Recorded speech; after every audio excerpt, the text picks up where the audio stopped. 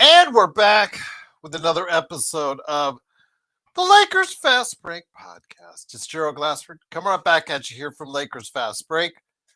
Pop Culture Cosmos, where we cover the latest news and trends in pop culture each and every week, twice a week, wherever you get your podcasts. On the latest Pop Culture Cosmos, Josh Peterson and I covered the latest news coming out of the huge record-breaking Memorial Day weekend as Lilo and Stitch, huge opening for Disney with this live-action feature. Also as well, Mission Impossible, The Final Reckoning, record numbers for the MI franchise. We talk about that. I review Mission Impossible, The Final Reckoning. Where do I place it among the pantheon of Mission Impossible films? Find out right there for you on the latest Pop Culture Cosmos on YouTube or wherever you get your podcasts, and find radio stations around the world as well. DBSH, Daniel Barry Sports Highlights, was in earlier. He was wishing everyone a happy Memorial Day. Go ahead and check out his great streams, including some fantastic NBA 2K streams on his YouTube channel. Don't forget as well all the great people that are out there that help us out, including Empire Jeff TV covering the Lakers and Dodgers, the Lakerholics crew at Lakerholics.com. They're still thinking about coming back for a summer edition here and there, so hopefully they will for a weekend episode or two during the course of the off season. Also as well, of course, don't forget all the great people who are a part of the community right there for you at the Lakers Fast Break, starting with, if you like and subscribe, go ahead and keep the channel running by liking and subscribing today. Liking to all the videos and subscribing. Plus, also become a member for just $2.99 a month. Go ahead and make sure you are doing that. And if you do, it is sincerely appreciated. Big shout out as well to Zachary Robledo on his channel, Lakers Live. Also as well, of course, John Costa, Clutch Talk of Lakers Corner. Those guys were on our playback channel, playback.tv/Lakers Fast Break. And if you want to see the NBA playoffs, go ahead. Each and every time out, right there for you on playback. Well, getting closer to the NBA Finals, one step closer maybe, with Oklahoma City holding out and holding off the Minnesota Timberwolves on the road with a narrow 128-126 victory. Shai Gilgeous-Alexander continuing to prove that he is a viable and legitimate MVP winner by scoring 40 points today, 10 assists, 9 rebounds. Jalen Williams, great supporting cast for him, 34 points for him, and then Chet Holmgren chipping in with 21. That's the kind of support he needs, and they got it today with a very, very exciting and explosive 41-38 fourth quarter. Hopefully everybody enjoyed that. And again, that now has the Minnesota Timberwolves on the edge of extinction for this season, down 3-1 indeed. But the guy's here who's going to talk about it, as he's going to go ahead and, oh, that was Magic Man popping in and out. He's going to go ahead and come right back with us, hopefully. But yes, wanted to hear your thoughts. Is the series over? I think according to some that I've seen earlier, JSJ already has the Thunder in the finals. Is there anyone out there that thinks that the Minnesota Timberwolves can come on? Please let us know. Clutch Talk and Lakers Corner, Mr. John Costa. Come on, jump on, man. I sent you links. Jump on into the conversation. But here today to go ahead and discuss the NBA playoffs, and also as well, Rui Hachimura, something he mentioned to me. Oh, don't worry. I see these things in WhatsApp. I go in, I scan once a day. I no longer get the 500 million notifications in WhatsApp, which was so annoying, especially when it was you and Joe having your little tidbit fights. Meme fight, gift fight, oh. So I had to turn that off. So I still check once a day. And wouldn't you know, I got a chance to go ahead and check it out. And there's something I want to go ahead and talk to you about that you left yesterday. But here today, it is a good man indeed. He is the man from Toronto. He could get out of Toronto traffic to go ahead and stop on by, talk the NBA and Rui Hachimura. It is the Magic Man, Sean, right?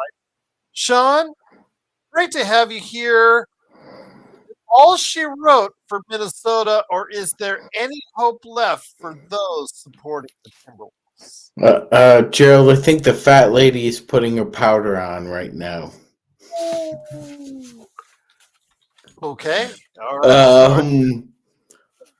Something tells me that I don't think Ant wants to go back and forth between Oklahoma and Minnesota for the next 4 days and think about being eliminated on your home court. So I have a feeling somehow, some way, the Thunder are going to come out with a purpose in Game 5 in front of their home crowd, and the Wolves are just going to become the puppy dogs once again, Gerald. Always a bridesmaid, never a bride, for as it seems for Minnesota again. Clutch play in the fourth quarter, Gerald. I mean, the three guys you expect were their most clutch: SGA, J Dub, and Chet Holmgren. I thought SGA played under control in the fourth quarter, Gerald. Allowed the game to come to him. I thought his three biggest assists of the night came in the fourth quarter. All three happened to be big 3-pointers. One to Chet Holmgren, the other two to J Dub. And then Chet Holmgren played a fantastic, marvelous game of both ends of the floor, Gerald, in that fourth quarter. And that's the Thunder big three that you expect to see, Gerald. In that fourth quarter, Magic, they really didn't stop each other.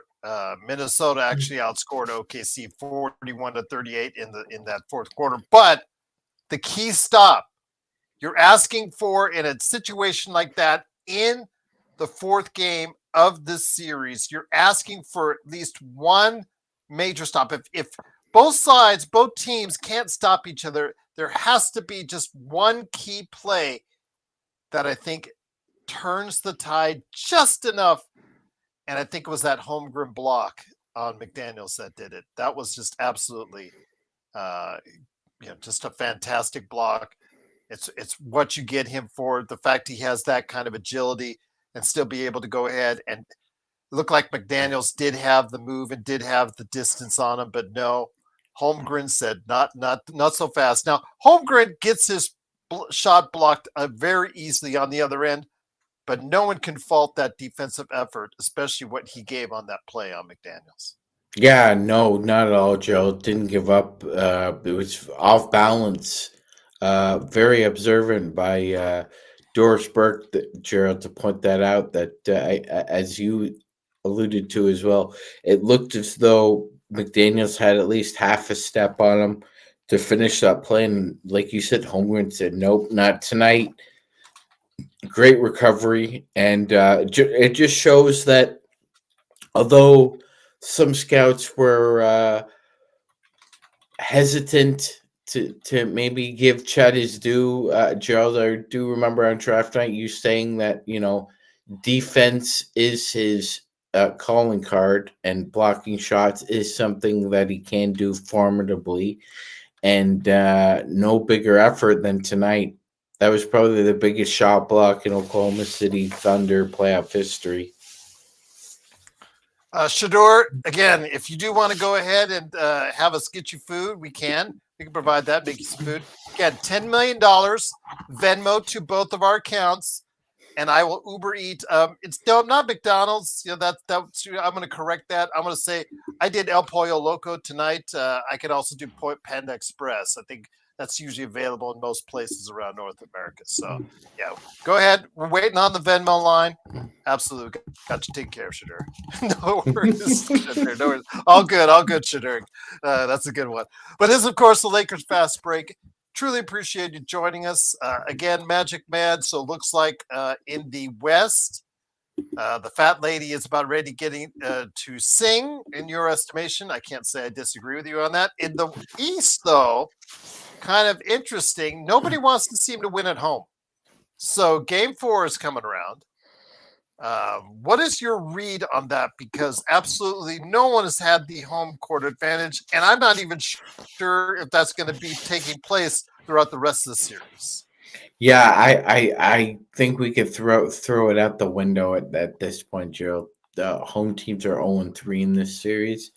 It's possible that the Pacers come out and throw a hammer down, but I just don't see it. I think they're too evenly matched for one to have just more than an arm's length advantage, unless something unforeseen happens, Gerald, an injury here or there. But I don't expect this to be nothing short of a war, because tonight, Gerald, I mean, Oklahoma City came off to me as the more desperate team tonight than Minnesota did. I got to be honest. Agreed. Well, I mean, So after that 40-point shellacking, that woke up Oklahoma City. They were not prepared or ready for Game 3. They look like it, and absolutely, they played with some desperation tonight. They stayed in front, and even though they never were able to pull away from Minnesota, they were. I don't want to say they had control of the game, but they had control over their own situation. And even though they couldn't really stop Minnesota to any great degree, they knew that Minnesota couldn't do otherwise, because, and that's where we're at with game 4. That's where we're at as far as in game 4 of a series, where everybody has started to already figure everyone out. So now it's all about execution at this point. 100%, Gerald, absolutely. And on that note, I expect tomorrow night to be at like the old school WCW basher at the beach. It's gonna. I just think it's gonna be a lot of furniture moving and very highly contested basketball tomorrow night, because I mean, Gerald, if you're the Indiana Pacers, you blew a 20-point lead and you were up 2-0. I've seen this before, and and not just in this sport, in other sports, Gerald, where you're up 2-0 and you're up in game 3, and you just allow defeat to be clawed from the jaws of victory there, Yep. and it can swing a whole series. That game to game, there is momentum, Gerald. Let's face it, there absolutely in the playoffs there is momentum game to game, and right now it favors the Knicks. And if Indiana desperately wants to avoid uh, making this a longer series than it has to be, they need to be the more desperate team tomorrow. But as you said, will they? Because the home team hasn't shown up in this series yet at the tip. Exactly. Exactly. So we'll definitely see what happens. But yeah, who will be the more desperate team to come tomorrow? We'll find out. And then for the Oklahoma City Thunder, I think SGA is the standard. He is the given. What his output will be is usually 30 to 40 points we're seeing in almost every playoff game. But when Jalen Williams gets you 34, that's the X factor for them.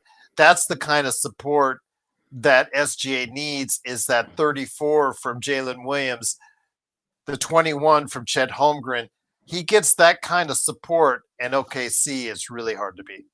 Yeah, absolutely, Gerald. It's rare that a superstar rarely needs more than one guy or two to score 20 points a night with them. But yeah, I mean, if somebody else is scoring 20 to 25, you could sure as heck count on SGA getting you between 30 and 40.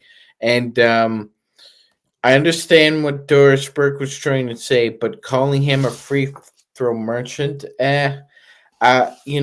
Gerald, he averaged less free throws than Joel Embiid, Giannis Antetokounmpo, James Harden, other MVPs I could name. I just think he's just playing to the rules, Gerald.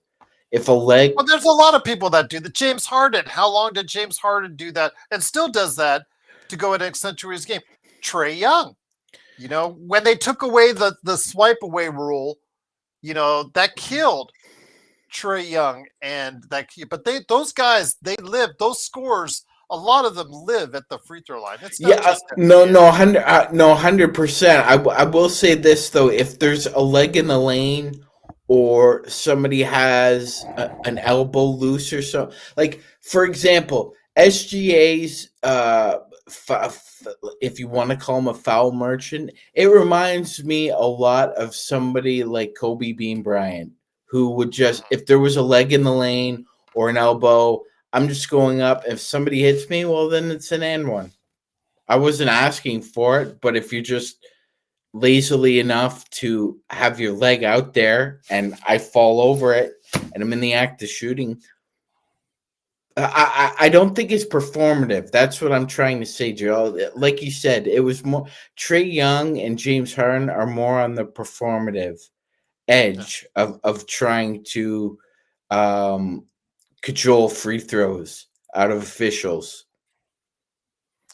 Once again, it is the Lakers Fast Break. It is Magic Man Sean Grice, along with me, Gerald Glassford. Thanks again for watching, listening. It's 3-1.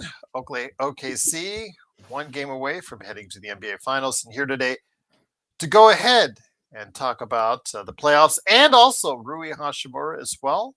The subject of today's Lakers Fast Break. And a little bit of Luka Doncic, because he's looking pretty svelte there in some of those pictures we've been seeing lately on the intranet. It is, of course, Joe Soro. Joe, great to have you here. Go ahead and make sure you get his game Corrupt on Steam, Symblades, symblades.y.com, and, of course, the Joe Soro Experiment right there for on YouTube and playback. Great to have you here, Joe. Happy Memorial Day to you, my friend. Magic Man, I know you don't celebrate it in Canada, but wishing you a happy Monday as well, my friend. Wanted to go ahead. Who said ESPN? No, not ESPN, Shador. Certain members of ESPN might have said that, but not all of ESPN. Don't put blankets on the entire one, because Mike Malone got a whole bunch of flack on that. He did say Jokic was better than and was the MVP. He did correct himself on that. So yeah, that's not a correct statement, Shador. Maybe 1 or 2 members of ESPN have said that, but no. We all think that Jokic is the best player in the NBA. Joe, glad to have you here. It looks more and more like OKC is headed to the finals. This situation in the East where you have 2 teams that can't decide whether or not they want to win at home. Very interesting playoffs so far as we head closer and closer to the NBA Finals. I know you're not thrilled about watching it. I know you're not thrilled or excited about it. But still, it's been some pretty good and pretty close games for the most part so far in the NBA playoffs. Yeah, Jokic got shunned from another MVP that belongs to him. It happened in 2023 as well when the crybaby in Philly got his MVP. The MVP in the NBA has been pretty much a mockery for at least 4 decades now. From my point of view, I don't know really. I don't know what the point of. I don't know what the point of an MVP is anymore. Really, they seem to always have this criteria that says, well, they have to win. Okay, cool, and then they have to lead. Okay. And then they have to, I guess, sort of average. Okay. Joe winking out on us. Yeah, it looks like Joe's winking at us right now. Sean, can you still hear me here? I can hear you, Gerald. Yeah, okay. And and he was gonna say like you have to average anywhere from 30 to 35 points, even though Kobe did average 35 points 1 year and did not win MVP. Yeah. So I understand the road Joe is about to go down, where you can poke holes in a lot of the criteria that these voters have. I mean, it's a lot of it's arbitrary, Gerald. It's true. It's arbitrary. It's very subjective, and the subjectivity should be based on experience, and oftentimes it's not, because we know some people vote just if there's a beat writer in San Antonio, Gerald, we know he's going to vote for Castle for Rookie of the Year, or if we know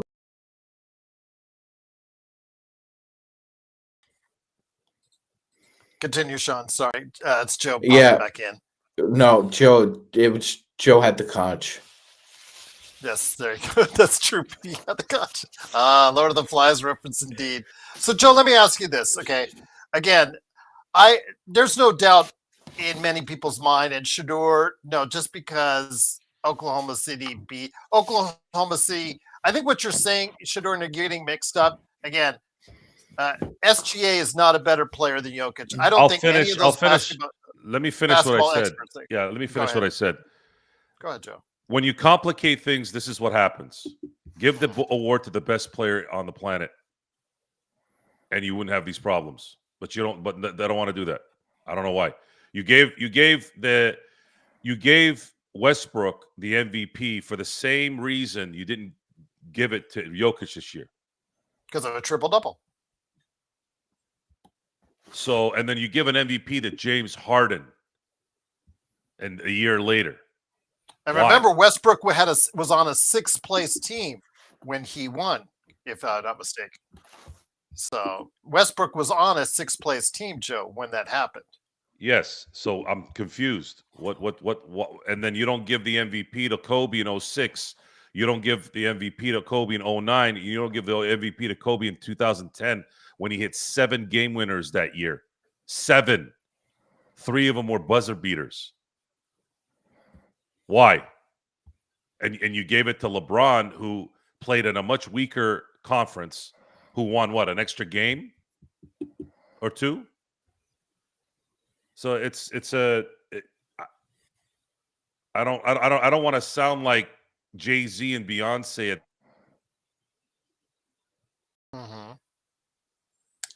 Looks like we're gonna wink out again. This is what happens when he's logged in as me. So we're going to be probably winking out here in a second. So I do apologize for that, but I understand. I'm waiting on bated breath for that Jay-Z and Beyonce reference. as was I, my friend, as was I. But once again, it is the Lakers fast break. I think we'll be winking out here in a second here. So stay with us, folks. Yep. And we're back. Yes, as I couldn't even count to 5. The thing is, he's logged in. Yeah, okay, Joe. He's logged in as me. That's enough, Joe. He's logged in as me, and whatever issues he's having is going to take us out with it, because he's logged in as me. So, and he's already logged out again. So yeah, he would not appreciate somebody grabbing a photo of what he just looked like. Yes, absolutely. So we'll probably be doing it again. So I apologize for that. We're losing half our audience here, but in doing so, yeah, exactly. So again, it is of course OKC, just one game away from going to the NBA Finals. It is right now 2-1. Indiana leading. Joe, hopefully you're with us, my friend. Okay. We were all here. We were waiting on bated breath for that Jay-Z and Beyonce line. Oh, we're waiting on that one. Okay, so, and I thought about that when I was complaining about the MVP the last few years. First of all, I use that comparison just for context purposes. Everyone thinks that this is this award really means something? Why do you give a damn? Why and Joe, so people understand what the reference was. Jay-Z's never won a Grammy. That's basically and I don't think Beyonce's never won an album of the year, all that stuff. But for me, an Emmy or a Grammy are not real. Like, they're awards that are like, okay.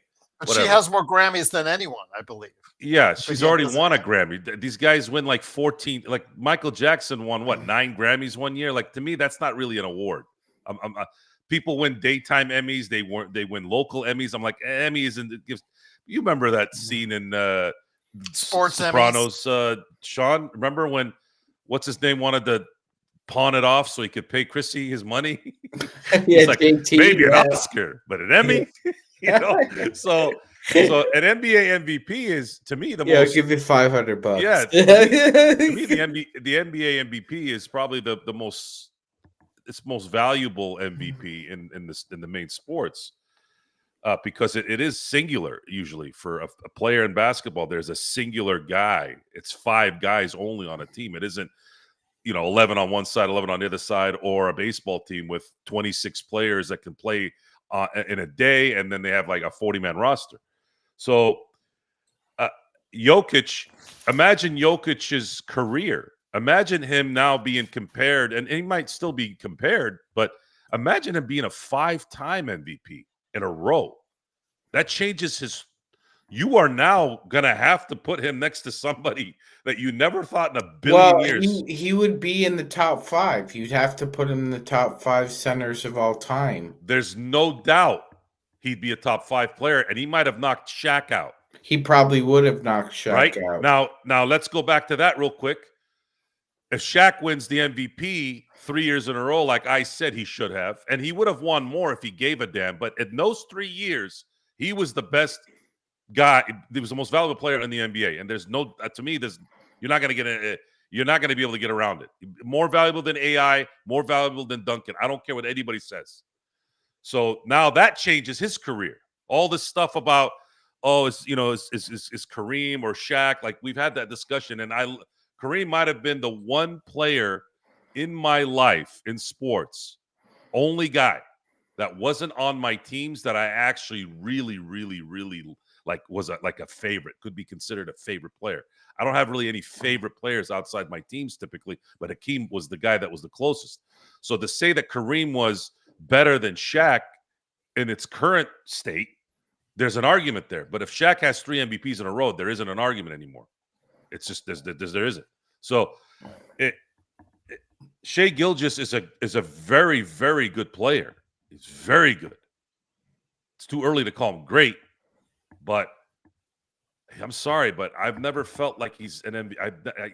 To me, I just don't see MVP. I don't see it. Go ahead, Magic. Well, I was just gonna say, Gerald. So let's plot this out a little bit. Let's play a little game here, Gerald. Next 7 years, okay? How many MVPs does Shai Gilgeous-Alexander win? Maybe And one then- more. Because you Maybe got a league now with him, Luka Doncic, Victor Wembanyama. You also have Anthony Edwards, who's coming on.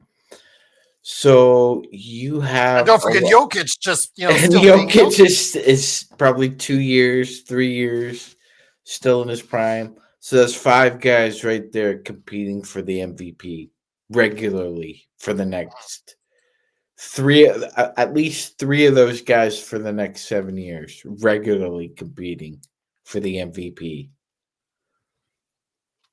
Absolutely. So we'll see what happens. But again, that's our thoughts. Again, the best player right now on the planet is Jokic. Because I don't think anybody, any NBA expert really can't say otherwise. Just because OKC beat Denver does not make SGA a better player than Jokic. And I don't think anybody from ESPN would say that with a straight face, Shador. And if somebody actually did, they're just saying it to get clicks. They know the truth. They know the truth.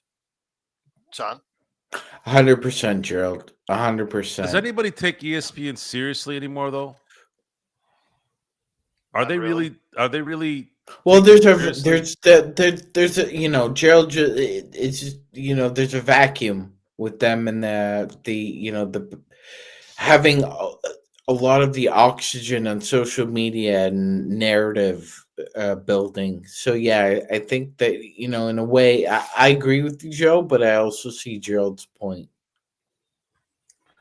Once again, who's credible these days in the main areas of sports analyzing? That's tough because if somebody does come out with whatever thought, report, or what have you, there's going to be 10 people online. For every report you get, there's 10, 100,000 people online that's going to criticize you. Could be the most 100% correct thing in the world. But now these days in social media or just in the comments, like for instance, Joe, if you say something that is 100% absolutely irrefutably correct, but it's still such a statement or comment or analysis that people will find aggravating, even though, again, it is 100% irrefutably correct, they will still go ahead and roast you online. They'll still roast you in the comments, roast me in the comments, roast Sean in the comments. Doesn't matter if it's 100% correct or not. These days, it's so hard to be a legitimate legacy, even whether it's legacy media or even a new media type thing. It's so hard these days, Joe, to be an outlet that the majority of people trust, because there's so much divisiveness, so much tribalism. You think it's so too much? There's too much content. I think the only two left it's in that vein in the NBA, Joe, are Tim Legler and Zach Lowe. Well, Zach Lowe got fired for it, and he's not even affiliated with ESPN anymore. Yeah. So. The other problem is it's just it's saturated. There's not too much. He's with Bill Simmons. There's too much, and Bill Simmons is kind of this whiny, just kind of girl about things, and I don't what kind of following. He's got good timing. He's been in it 30 years. He's built his. He's like that one guy that's been the Wrestling Observer guy. Oh, Dave Meltzer. Yeah, he's like Meltzer. Meltzer could hang upside down and with his nuts in his face and talk about wrestling, and people are going to listen at this point. He's been doing it 50 years. But people are also going to hate him now, no more than ever, because his views, as much as I've respected his opinion over the years, his views in recent years have come into much more question now that we live in a more, like you said, too much content, so much content. Age. So yeah, and you've noticed Hulk Hogan's being hated now because apparently he's been a diva from 50 years ago as well. I think that's based on his previous comments and actions because he's a liar. And he's said racist language. No,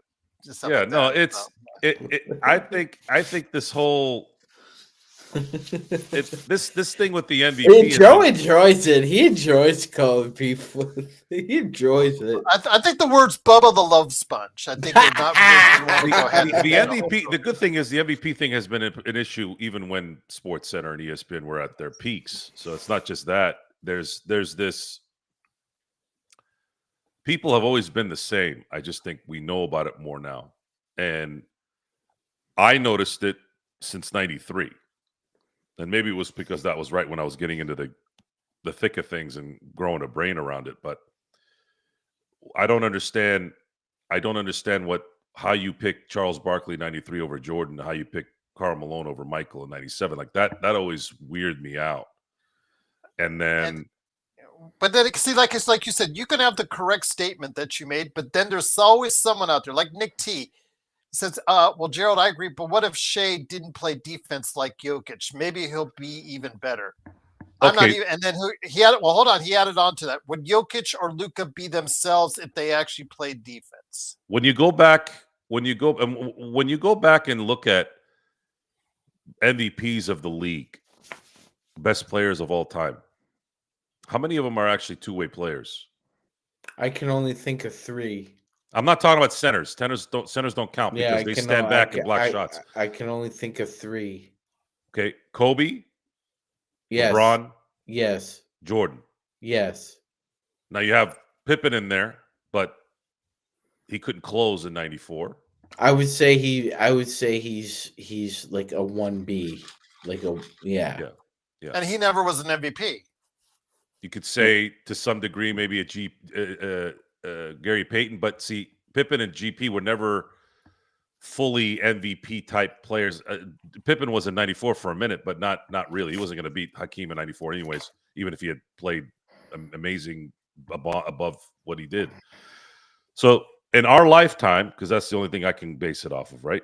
In our lifetime, the 3 two-way players that are MVPs are Michael Jordan, Kobe, and LeBron. So this constant BS about, well, this guy didn't play defense, and this guy didn't. Well, who's played defense? Nash won back-to-back MVPs. He was notoriously bad on defense. So when you're talking about right and wrong is irrelevant. It's irrelevant. The opinion. Hold on, Shador. Harden, Steph, and Magic are not good on defense. Steph, of the 3, Steph is probably the most adequate on defense. But yeah, Magic and Harden. So much as I love Magic, a 6'8" guard who on shaky knees was not going to be able to guard any smaller guard. Go ahead, Joe. Sorry. Yeah, I don't remember Clyde Drexler making any all defensive teams either. I don't remember him getting an MVP. And he wasn't an MVP. The wrong or right is irrelevant. If it's something that's fact, then it doesn't matter if you think it's bad. It's irrelevant at that point. What we're talking about right now is something that we kept hearing with Luka. Luka doesn't guard. Luka doesn't do this. Luka doesn't do that. I go, well, okay. What do you want Luka to be LeBron? You want Luka to be Kobe or Jordan? I'm sorry. As much as I love Luka, he's never going to be those guys. He has a different makeup. The other discussion I've had, and I've had this not enough on the show, but I've had it outside the show because I do have California roots up north and all that. I said, I don't care what you say in a million years. This is what confuses people because they look at me as not really a LeBron supporter. I go, supporting LeBron has nothing to do with common sense to me. No, at his peak, Steph Curry at his peak has never been better than LeBron James. Never. I don't care if you sit there and you cry in a ditch, threatening to drown yourself in it. It's never happened. And he never will. There's no argument there. LeBron is the player of the 2010 to 2020 generation, and there's no one even close. Not Durant, not Westbrook, and not Curry. I'm sorry. LeBron owns that decade, and he's owned it. And if he had won MVPs every year in that decade, there's an argument for it. So Kawhi Leonard is another guy that might have been able to win an MVP. But see, that's the point, is it has to be perfect for somebody like Kawhi to win an MVP. It has to be perfect for someone like Pippen to win an MVP. It's kind of like how Shai Gilgeous won the MVP this year. Had to be perfect. Yeah. But what I'm talking about is the guys that are like notorious. They're perennial. Those guys are rare. Guys like Jokic are rare. Guys like LeBron are rare. And Tim Duncan is a big, so you can't really put him in there either. It's an argument that probably just much like the LeBron versus Jordan, Kobe versus Jordan. Well, let's put it simply like this: if the Nuggets, let me ask you this, Joe. Nuggets win 60 games this year, because I always said to you during the course of the season, that's why I picked SGA in the first place, because I predicted them to win the West, and the narrative was just going to be towards SGA. That's why I picked SGA as my MVP. If the Nuggets had won 60 games and Jokic has those video game numbers, it's a different conversation, isn't it, Joe? It's sad that you might look. There's team awards for a reason. We're talking about the National Basketball Association's most valuable player. Read that and tell me what it says. It says the NBA's most valuable player. Yeah, I'm still sick over the 04 MVP voting when fucking Peja Stojakovic finished fourth over Kobe. How are you going to vote Peja Stojakovic MVP over Kobe Bryant?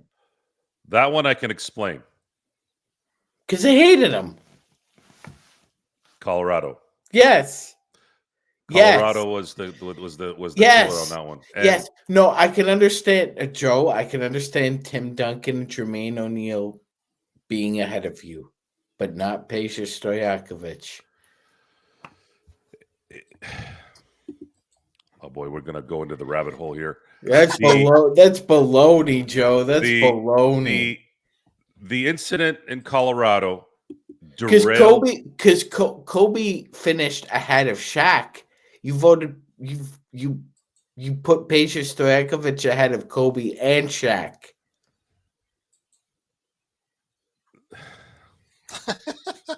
You dump truck fucking morons. Joe, these are what you see when Joe talks about brain dead slobs. I live in a country where I don't see a lot of those. But when he says brain dead slobs and I'm looking at this voting, Gerald, that's who the man's talking about, brain dead slobs. And it's important to say this because it's part of the credibility. It doesn't matter if you don't like someone. It should never, if that creeps into your voting and your excuse is, oh, I got to go to bed at 11 while the games are going on in the West, you should not have a vote. You should not have a vote if you're voting for somebody that you're not watching. And these guys that are on ESPN or whatever channels or whatever these guys are doing online, are they watching the games? At least observe the game to some degree. The guys that do play-by-play, you listen to somebody like Chris Collinsworth. Chris Collinsworth gets bashed every week, every day, every time I hear anybody here. Anytime you're online, you see Chris Collinsworth, he's bashed.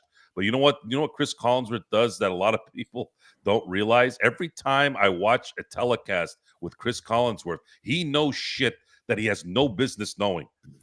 I'm like, how the fuck did he know that? The useless factoids. Yeah. I'm like, how the hell did he know at Latrobe that this was going on and this is what happened? Like, what the fuck? How the hell did he know that? He was doing shit for the Jets Miami game 2 weeks ago. How the hell did he know that happened? He's like the Sheldon Cooper of jocks. Like that right there is why Chris Collinsworth has a job, because he knows more than you. He knows 100 times more than you. And that in the end matters. That's the only thing that matters. And most of us on this channel right now, we know 90% more than all of you.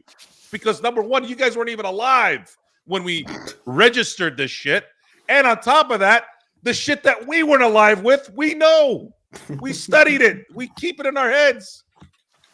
I can prove it. I know every MVP in the finals. I know every MVP in the Super Bowl. Shit, I knew hockey like the hair on my hand. We literally did a show where we went from 1980 to present with like. We went through a show where we talked about what teams had a star that was not really like a superstar that won it the last time, right? We talk about the 04 Pistons. Before then, there was an argument that the 79 Supersonics didn't really have a star because the 78 team that won when they were the Bullets, the Wizards, they had Wes Unseld. That guy won the freaking MVP and the Rookie of the Year the same year. So these are things that over time, not only are you registering it because you've been observing and watching so long, but guess what? We have the internet the last 30 plus years at our disposal, and now you can go online and oh, what happened then? But then again, what's the whole point of doing a show if you don't know your shit? But is that what people want, Gerald and Sean? Do they really want that? Or do they just want a bunch of people yapping about garbage? Because that's what they like. That's why I get very aggressive. Like that's why I get aggressive. And maybe I'm being stubborn. And maybe it's never going to happen. Are we going to get a little bit of those guys that really want good information with some entertainment, obviously? Do they really want that, or they want to keep looking at the Nick Wrights and the Skip Baylesses who regurgitate used puke day in and day out? That's always the question I ask myself before I get on the show. What the fuck am I doing here? Like, is this you guys don't want to know this? People out there, or maybe people don't know. Bayless got exposed pretty badly a few nights ago, Joe. It doesn't matter though. He's already entrenched in the culture of sports, where there has been the discussion has been him and a lot of other legacy people have lost their juice though, Joe. And that happens. That happens. In a weird way, the guys like Jim Rome, guys like Colin Cowherd, they still have an audience.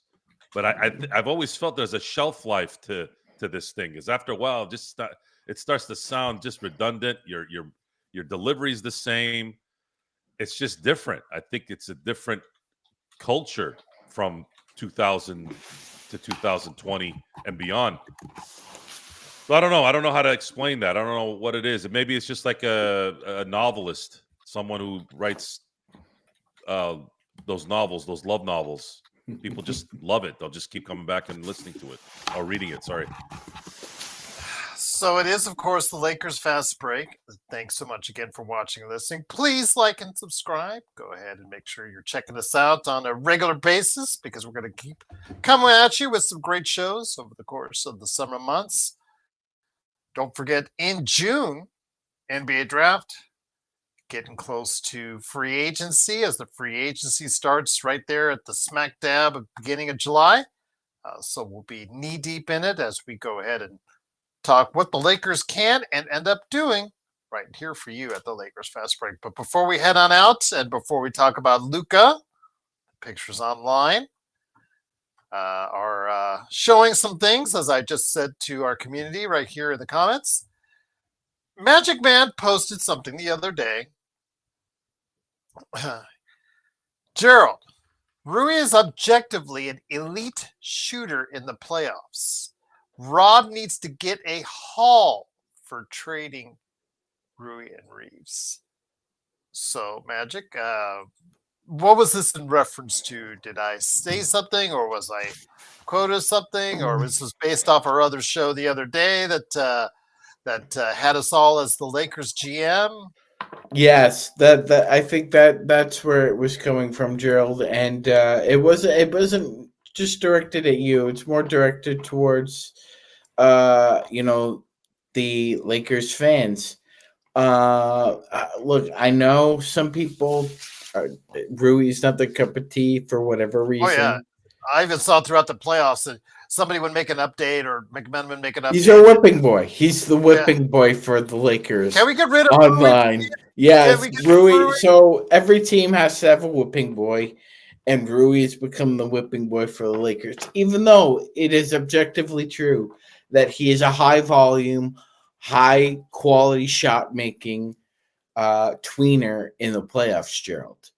He has objectively, over the past 3 playoffs, made strides in hitting open threes, and that is very valuable in the NBA, and it's very valuable in the playoffs.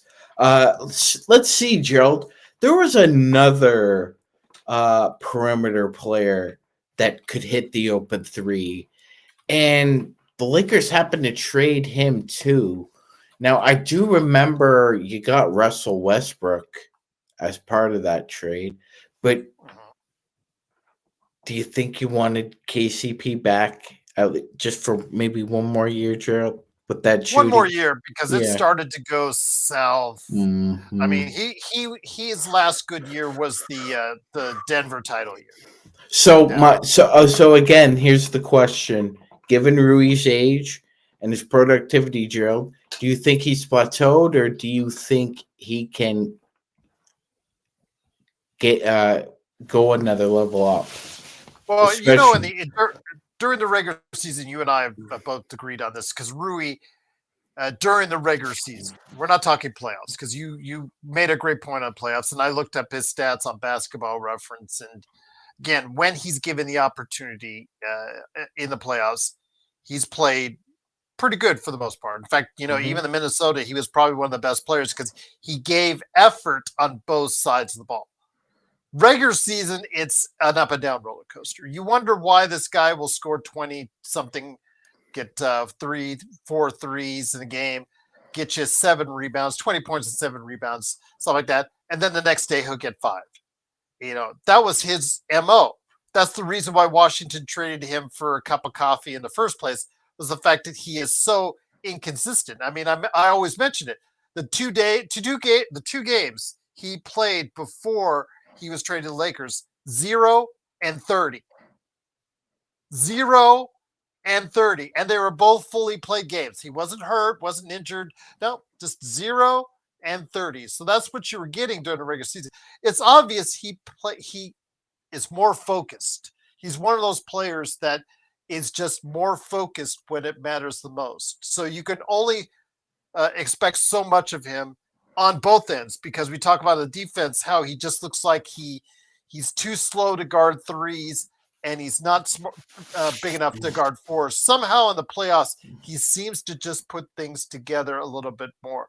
That being said, we always talk about Austin, and in the past couple of weeks, we've focused in on Austin, the fact that he can opt out in the summer, next summer, and become a free agent, and literally walk away for nothing, if that's the case.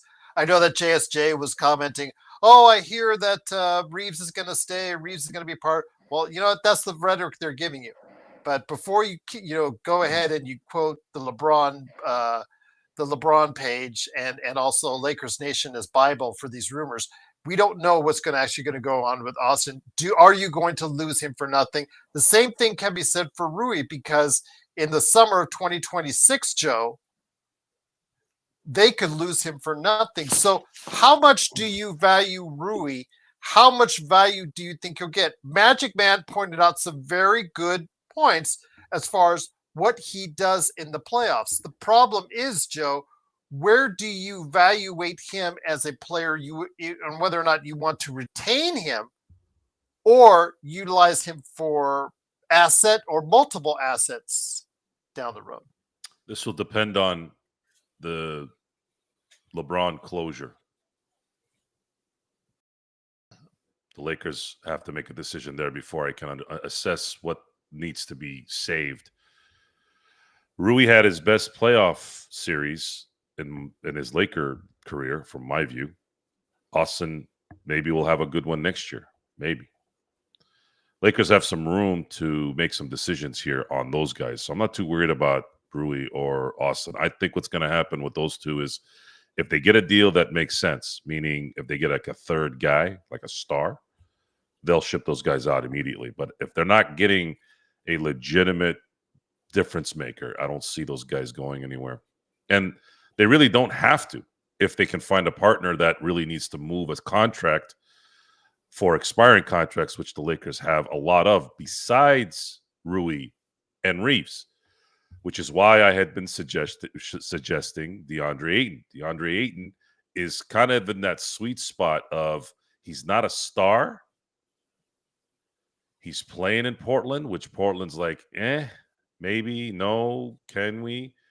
You need a center, and he's a good one, despite his personality.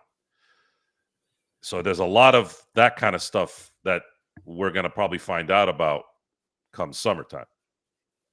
They're not going to go get a third star that's like a Giannis, because the Lakers don't have enough to acquire him, unless he was adamant about going to LA and saying, if you don't send me to LA, I'm not going to sign an extension with the team you send me to. But I just don't see Giannis doing that to Milwaukee, because Milwaukee's been very good to him.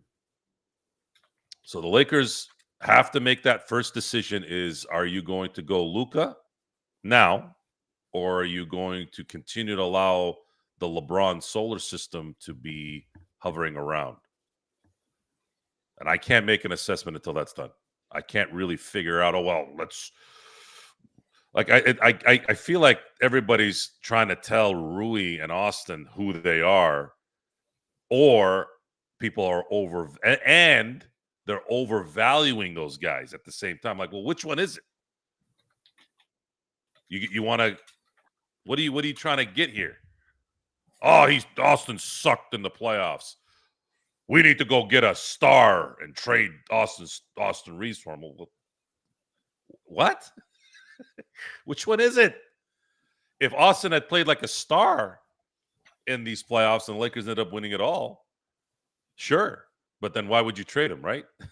It's like a catch-22. And the thing is, Stainless, he's going back to what we talked about on the trade show. If we controlled the Lakers organization about Kessler only has $3 million. You can't trade Hachimura or Reeves unless he specifically wants it. Then you've got to get other players involved. It can't be just for Kessler, because Kessler, money-wise, it doesn't add up.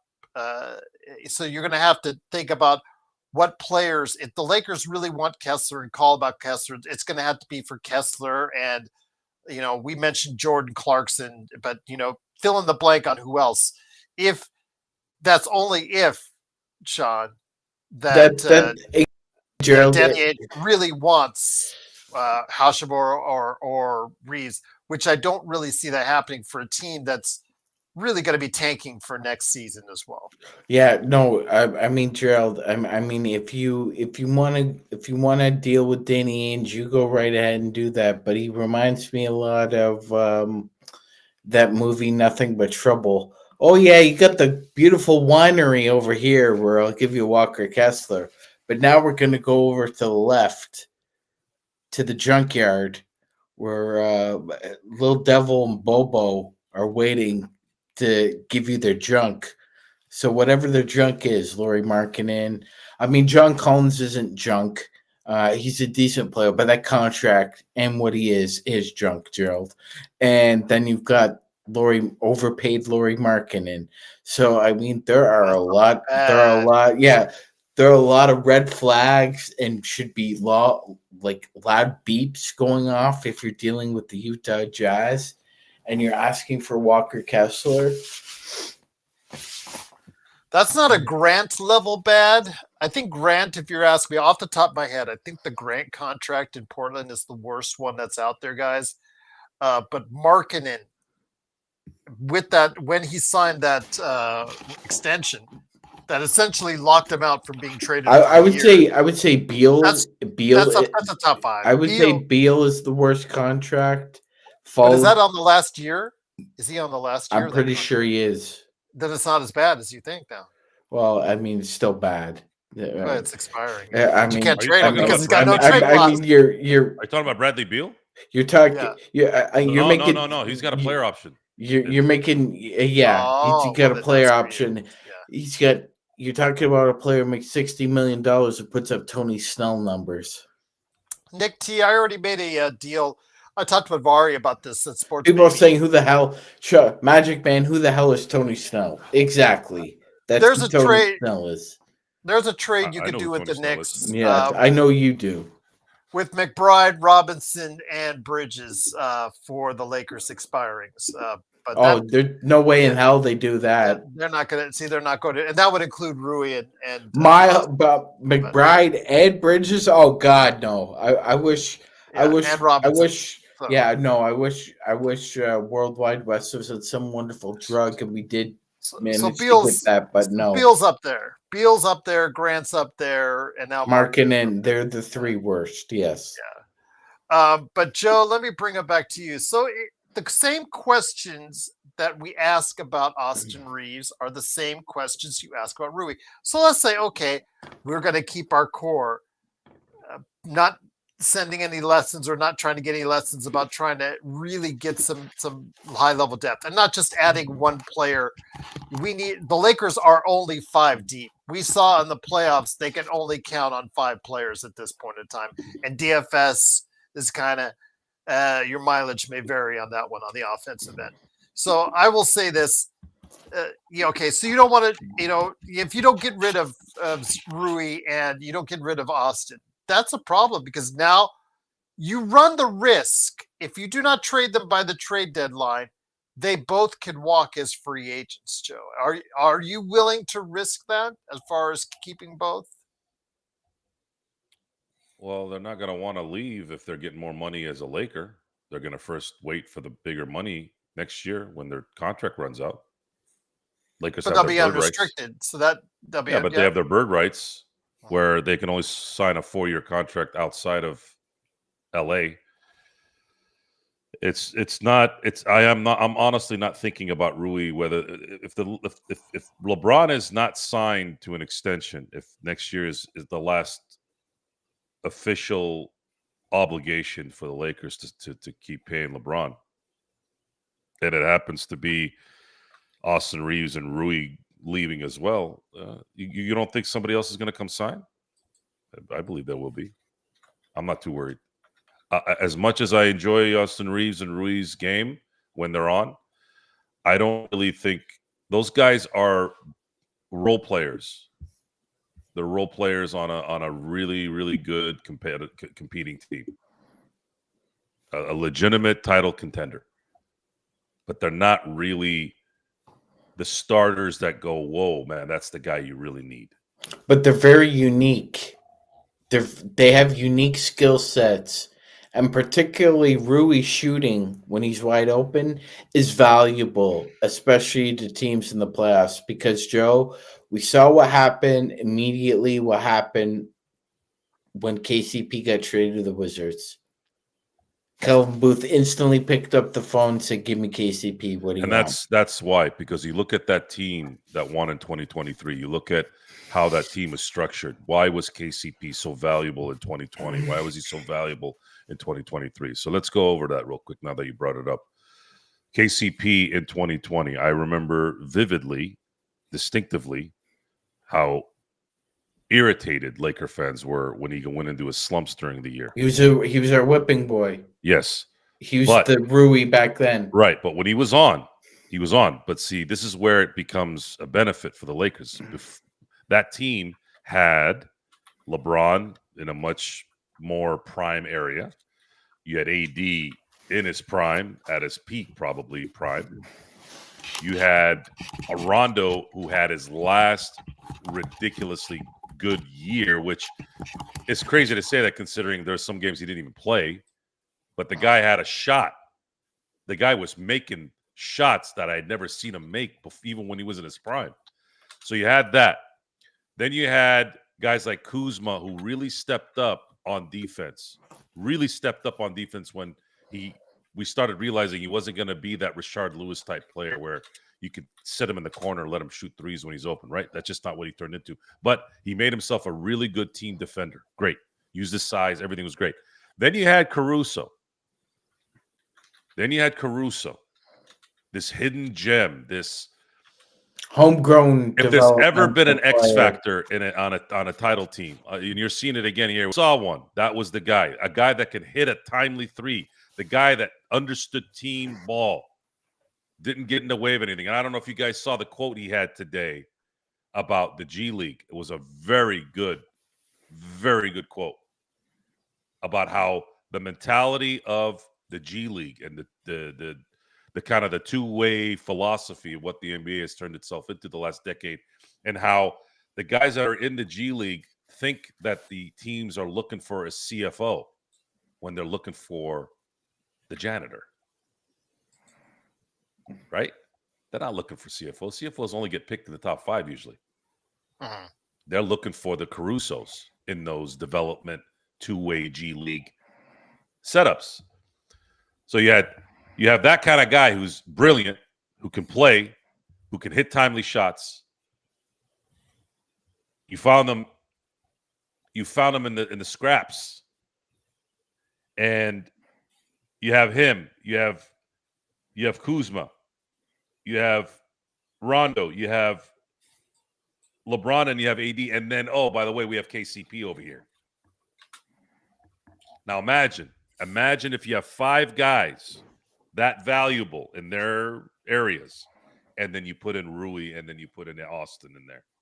Now their game goes to a different level.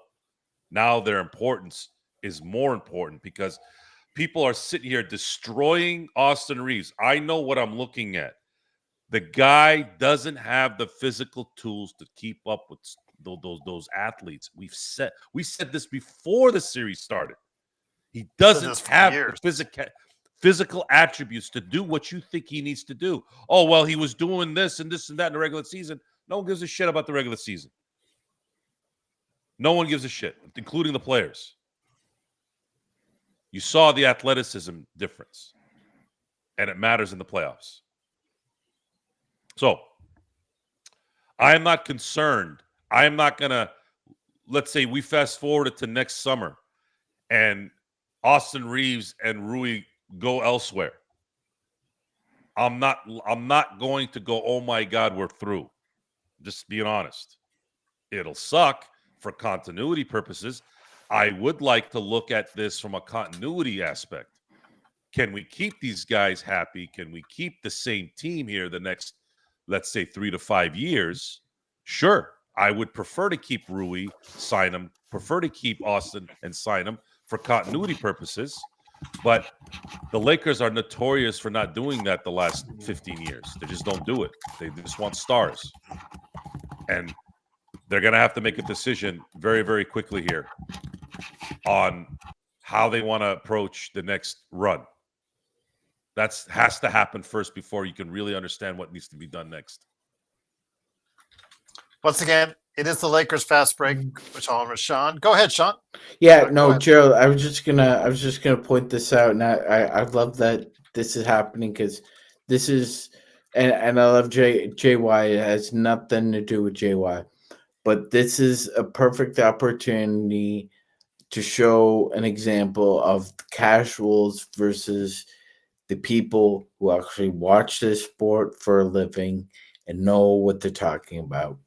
So Jalen Williams, Jalen Williams is nicknamed J-Dub.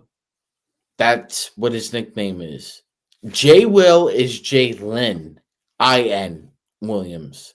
Now, this is how you know people who cover this sport, scout this sport, report on the sport, know the difference. And it's just something simple like that gives me a window in and I was just speaking to Joe about people's credibility.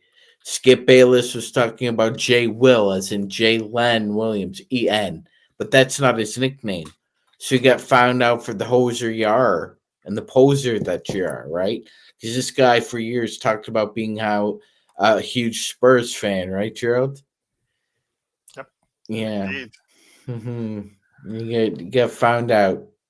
So, what the thing with JY is in there asking about we need high level wing play. Yes, every team in the NBA needs high level wing play.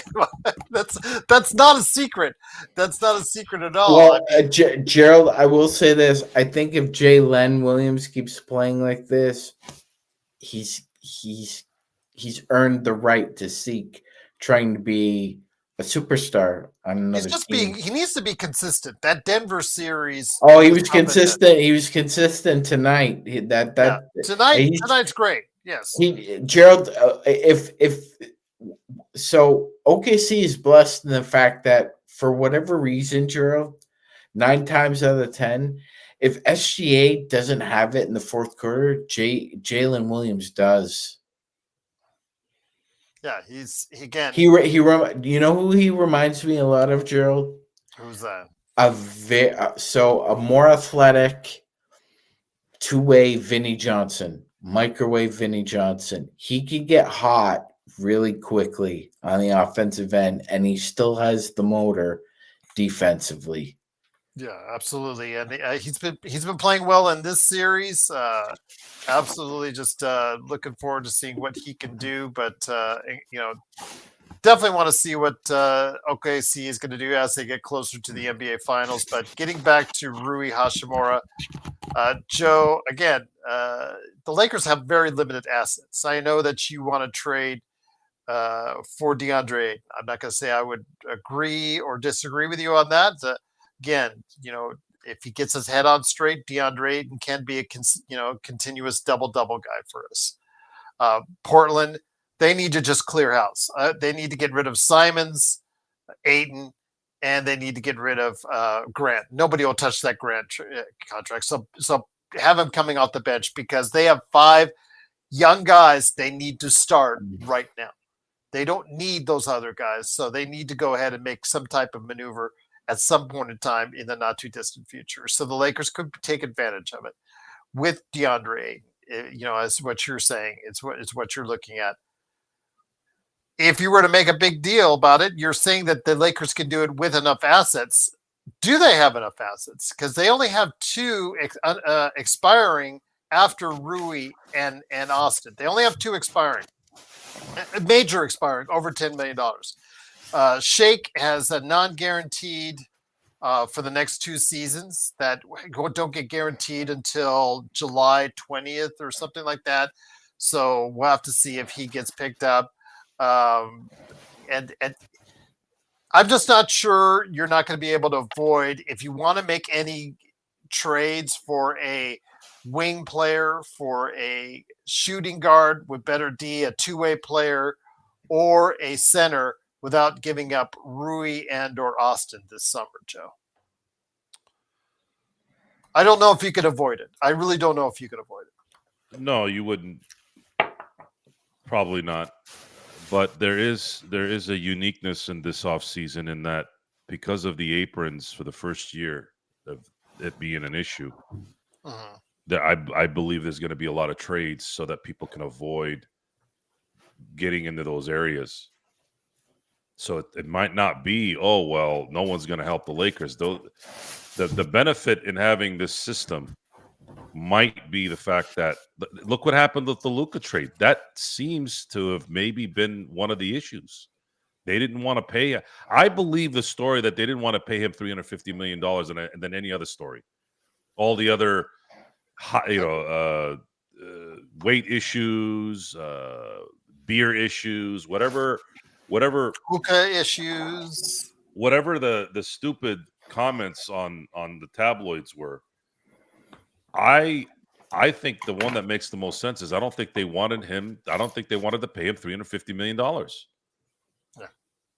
So if that's the case, Lakers have a history of going above and beyond even the luxury tax area so that they can win championships. However, we know that the second apron unlocks essentially a hard cap.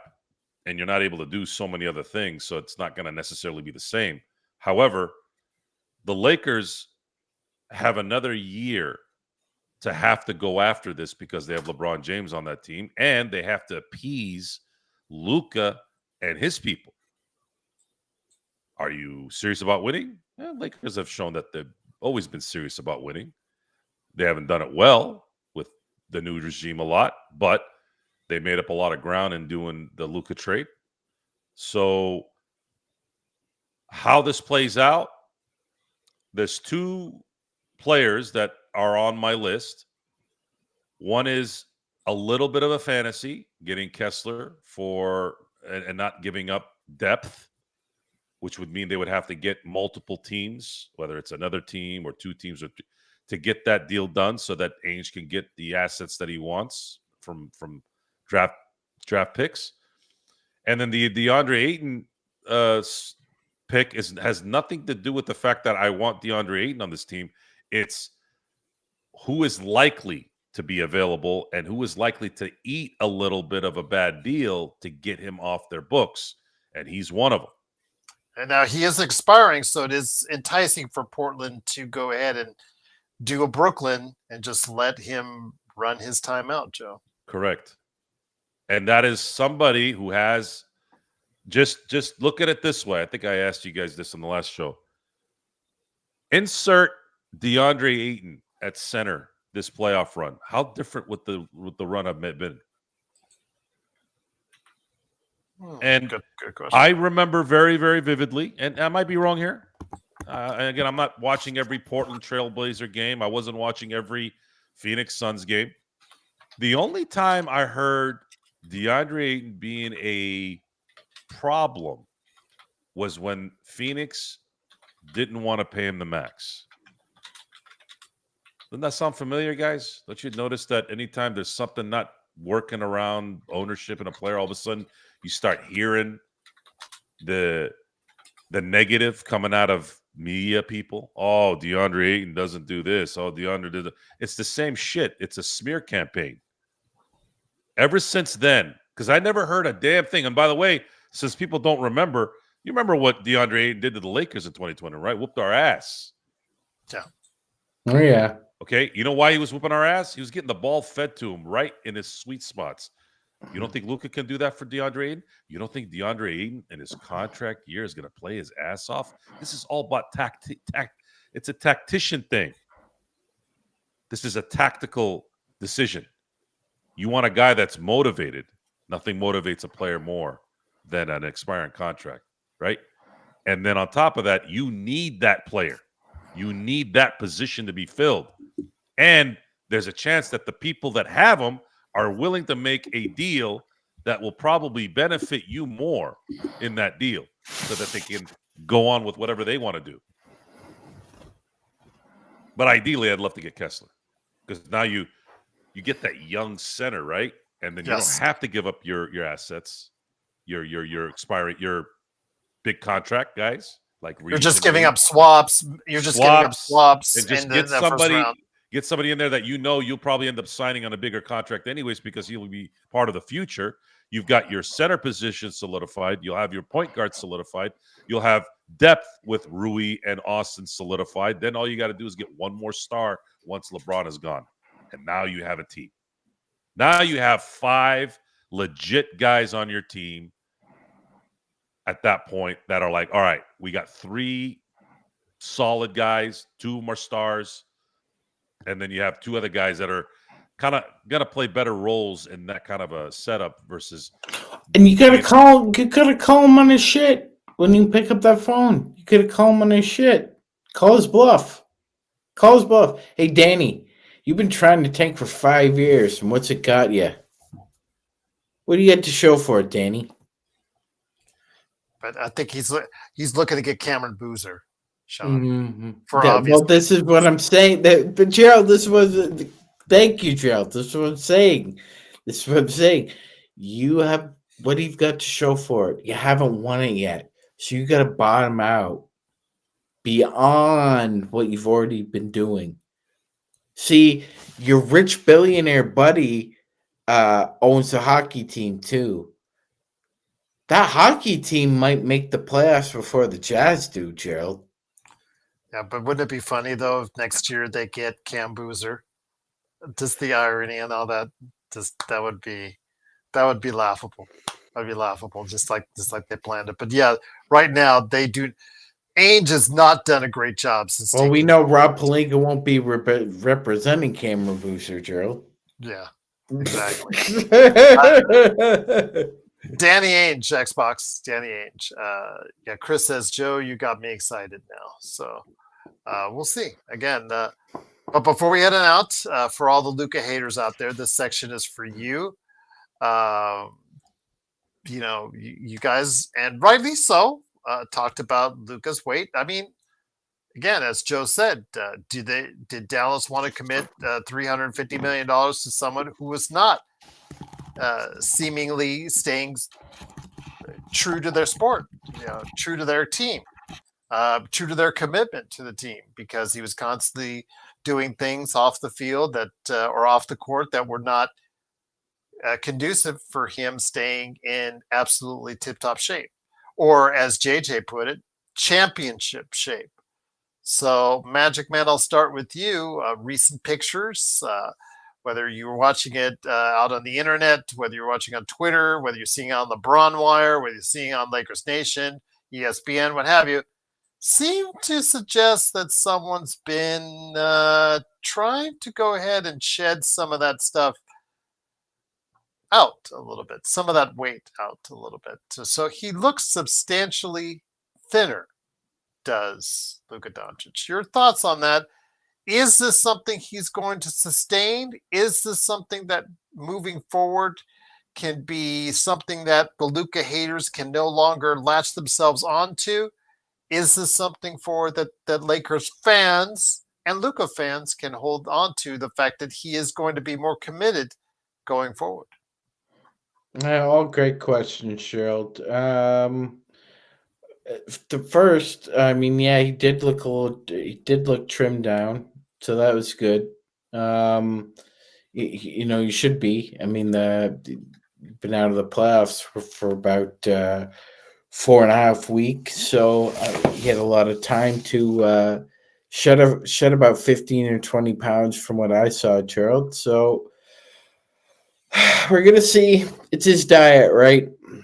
That's where a lot of this comes into play, is the diet. I we're going to find out, like, in Texas, Gerald. You know what Texas is like. It's a lot of barbecue, a lot of sauces, a lot of big portions. Everything's bigger in Texas, and he ate like it too.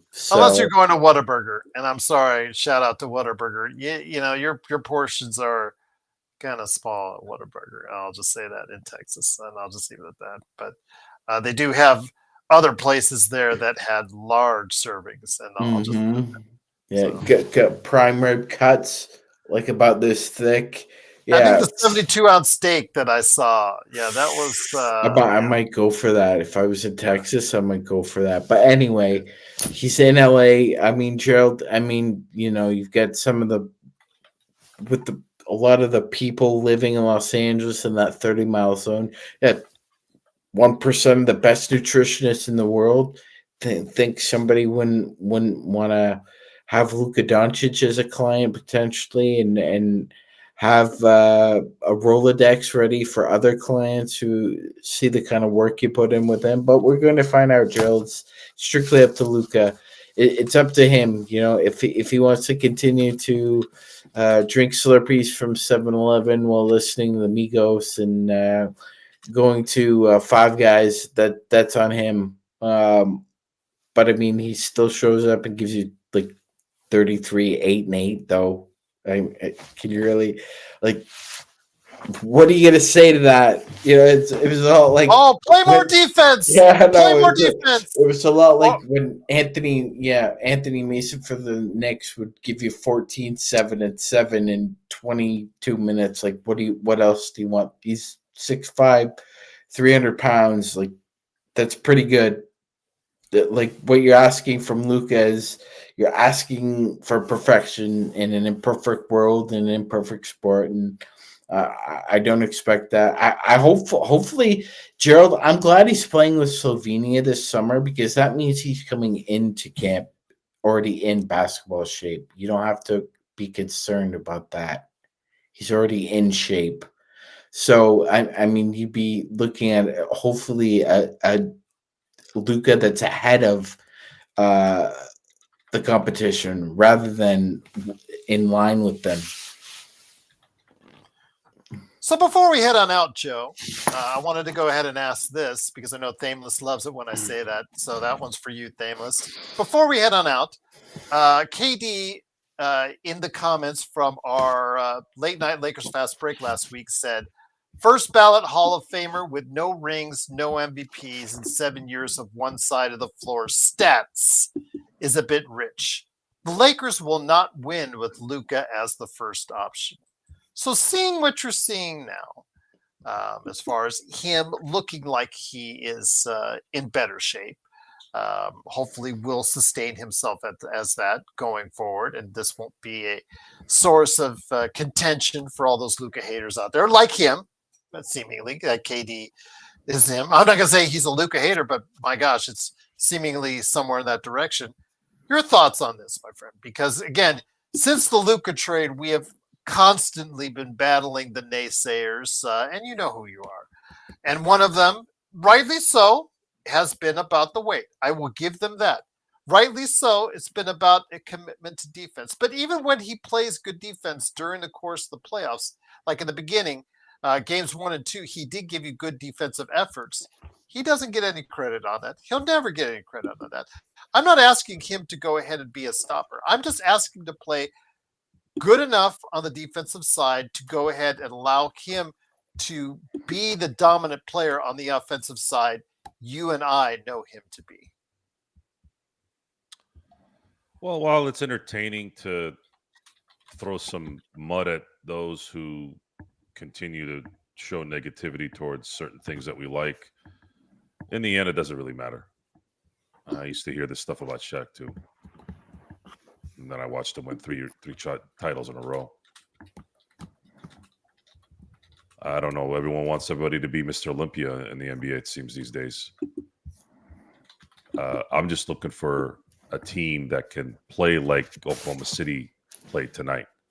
Cohesive, hitting timely shots on the road. Those are the things I'm looking for on this team. If you guys are going to be worrying about Weight Watchers and Jenny Craig, then go waste your time doing that. All I've seen Luka do in LA is drop almost 30 points a game and try to get through every trap known to man, because for some weird reason this team can't adjust to certain defenses, whether it's because of bad coaching, whether it's because there's certain players that can't do certain things, whatever it is. That's going to be now something that needs to be fixed now that he's here, now that you have an off season, now that you're going to have a training camp. Because I do think it's unfair to say, oh, well, you should have figured this out in 2 months. No, it's not how it works. It's not like getting Clyde Drexler and plugging him in for Otis Thorpe in 1995. This is a guy that's driving the car, not somebody that's sitting kind of in the passenger seat. No, the bus rider. The bus rider, right? Joe, not a bus driver. So it and you have to understand there's the atmospheric LeBron thing there. If you don't believe me, I want you to go watch every game with Luka and LeBron in it, where Luka got the ball at the end of the game when they needed a win. Your most clutch player. So tell me now that LeBron doesn't affect the game without actually affecting the game sometimes. Hey, JJ. That's an embarrassment. That's an embarrassment. Seriously, you have the most clutch one of the most clutch players in the league. The guy practically carried the Dallas teams the last 2 years to Western Conference final appearances and an NBA finals, playing clutch basketball, and you don't feed that guy once. Why? Because of Austin Reeves? Because of Rui Hachimura? Because JJ forgot? JJ forgot. So, whatever it is that you guys want, I'm going to side with the 26-year-old superstar who could literally go into the the Naismith Hall of Fame in 5 years if he had to retire today. I'm going to go with that guy, and I'm going to let this play out a little bit, because there's never been an instance where a Laker team has gotten a superstar like this, getting a superstar that wasn't a Laker, and they didn't win at all at some point. The history says they will. So build that. Playing aggressive verbal tennis with people online is a waste of time. It's good for entertainment, but in the end, it's like jerking off with a severed hand. You're going to create friction, but nothing comes out of it. Well, even if he gets the MVP, even if he goes out, and I love the way Joe so colorfully describes this stuff. Wow, I didn't even realize I said that. I think that's why Sean's laughing so hard. You got Sean this time. You got Sean. That's a good one. I'll have to write that one down. Yes, there you go. So Lakers will play faster next. The thing is, playing with pace is something that Luka doesn't how should I say, Sean, he doesn't always play with pace. You see him; he's not the fast breaking Magic Johnson type deal as No. often as you would like. That's something I think that I'd probably say, to Luka. Obviously the defensive issues aside, you could say, if I could ask you to do one thing, I would say, can you push the ball up more? I know that was something that even in Dallas they talked to him about, or that's something he said that they had like, let's push up, because it just seems like he wants to go and start in a set offense right from the get go, even if the Lakers have numbers. So for one thing I could ask him to do more often is maybe try to push the ball more often, especially if you've got LeBron out there, and the one thing he still loves to do at 40 is run the floor and run the lane if he has an open look at a slam or a layup.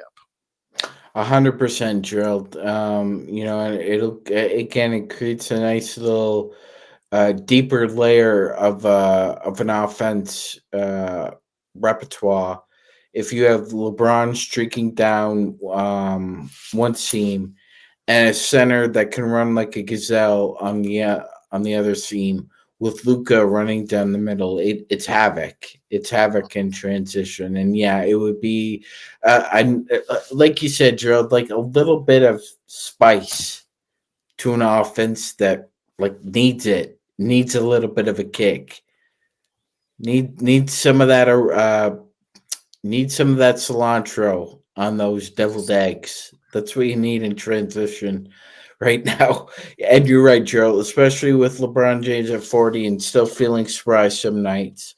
It would be an easy way to get LeBron and that other center, 6 to 10 easy points a game.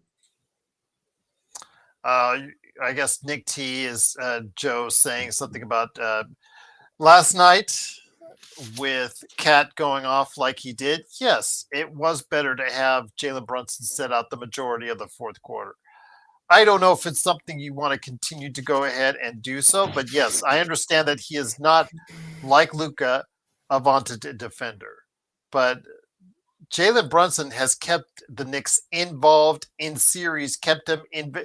They've at times, like you said, when a team needs someone to go ahead and have an entire team put on his shoulders, there are very few players in this league who do that at a playoff level. And Jalen Brunson and the Luka Doncic have already shown you that both, if needed, can do just that. Well, what you saw last night was a all-time great coaching decision by Tom Thibodeau, understanding that Jalen Brunson is all-consuming, and they needed something else, and they got it from Karl Anthony Towns. I don't think it was a coincidence that Karl Anthony Towns went off in the fourth quarter with Jalen kind of sitting back and letting it happen, or Tom Thibodeau letting it happen. That's why I've been supportive of even if Indiana wins the series, they have there's a benefit in their style of play as well. But what's great about if the Knicks can win it, and it's same with Oklahoma City as well, is that you reward. There's a credibility that gets built around the fact that Mikal Bridges has never missed an NBA game, the fact that Tom Thibodeau is as aggressive and as old school, quote, old school philosophy of basketball. He's in New York. That whole thing works. And then you have somebody like Jalen Brunson who's the star, the one, yet you held him back for a minute and let things develop a little bit more, knowing where you were, and look what happened. You came back from 20, and then you let the offense maybe run more team-oriented versus a ISO type philosophy with Jalen Brunson. Jalen Brunson is an ISO player. Why do you think Dallas let Jalen go? This is the part that I have to. It's good to have a show like this. It's not good when I'm not on the show, because there's knowledgeable people on the show here with you and Sean, and then you have people out on the show that listen that actually have some knowledge as well. But when you talk to people that are in and around sports that all they're doing is essentially making bets and all that. When those discussions say, I can't believe Brunson. I let Brunson go. Dallas could have had everybody. I go, do you ever watch basketball?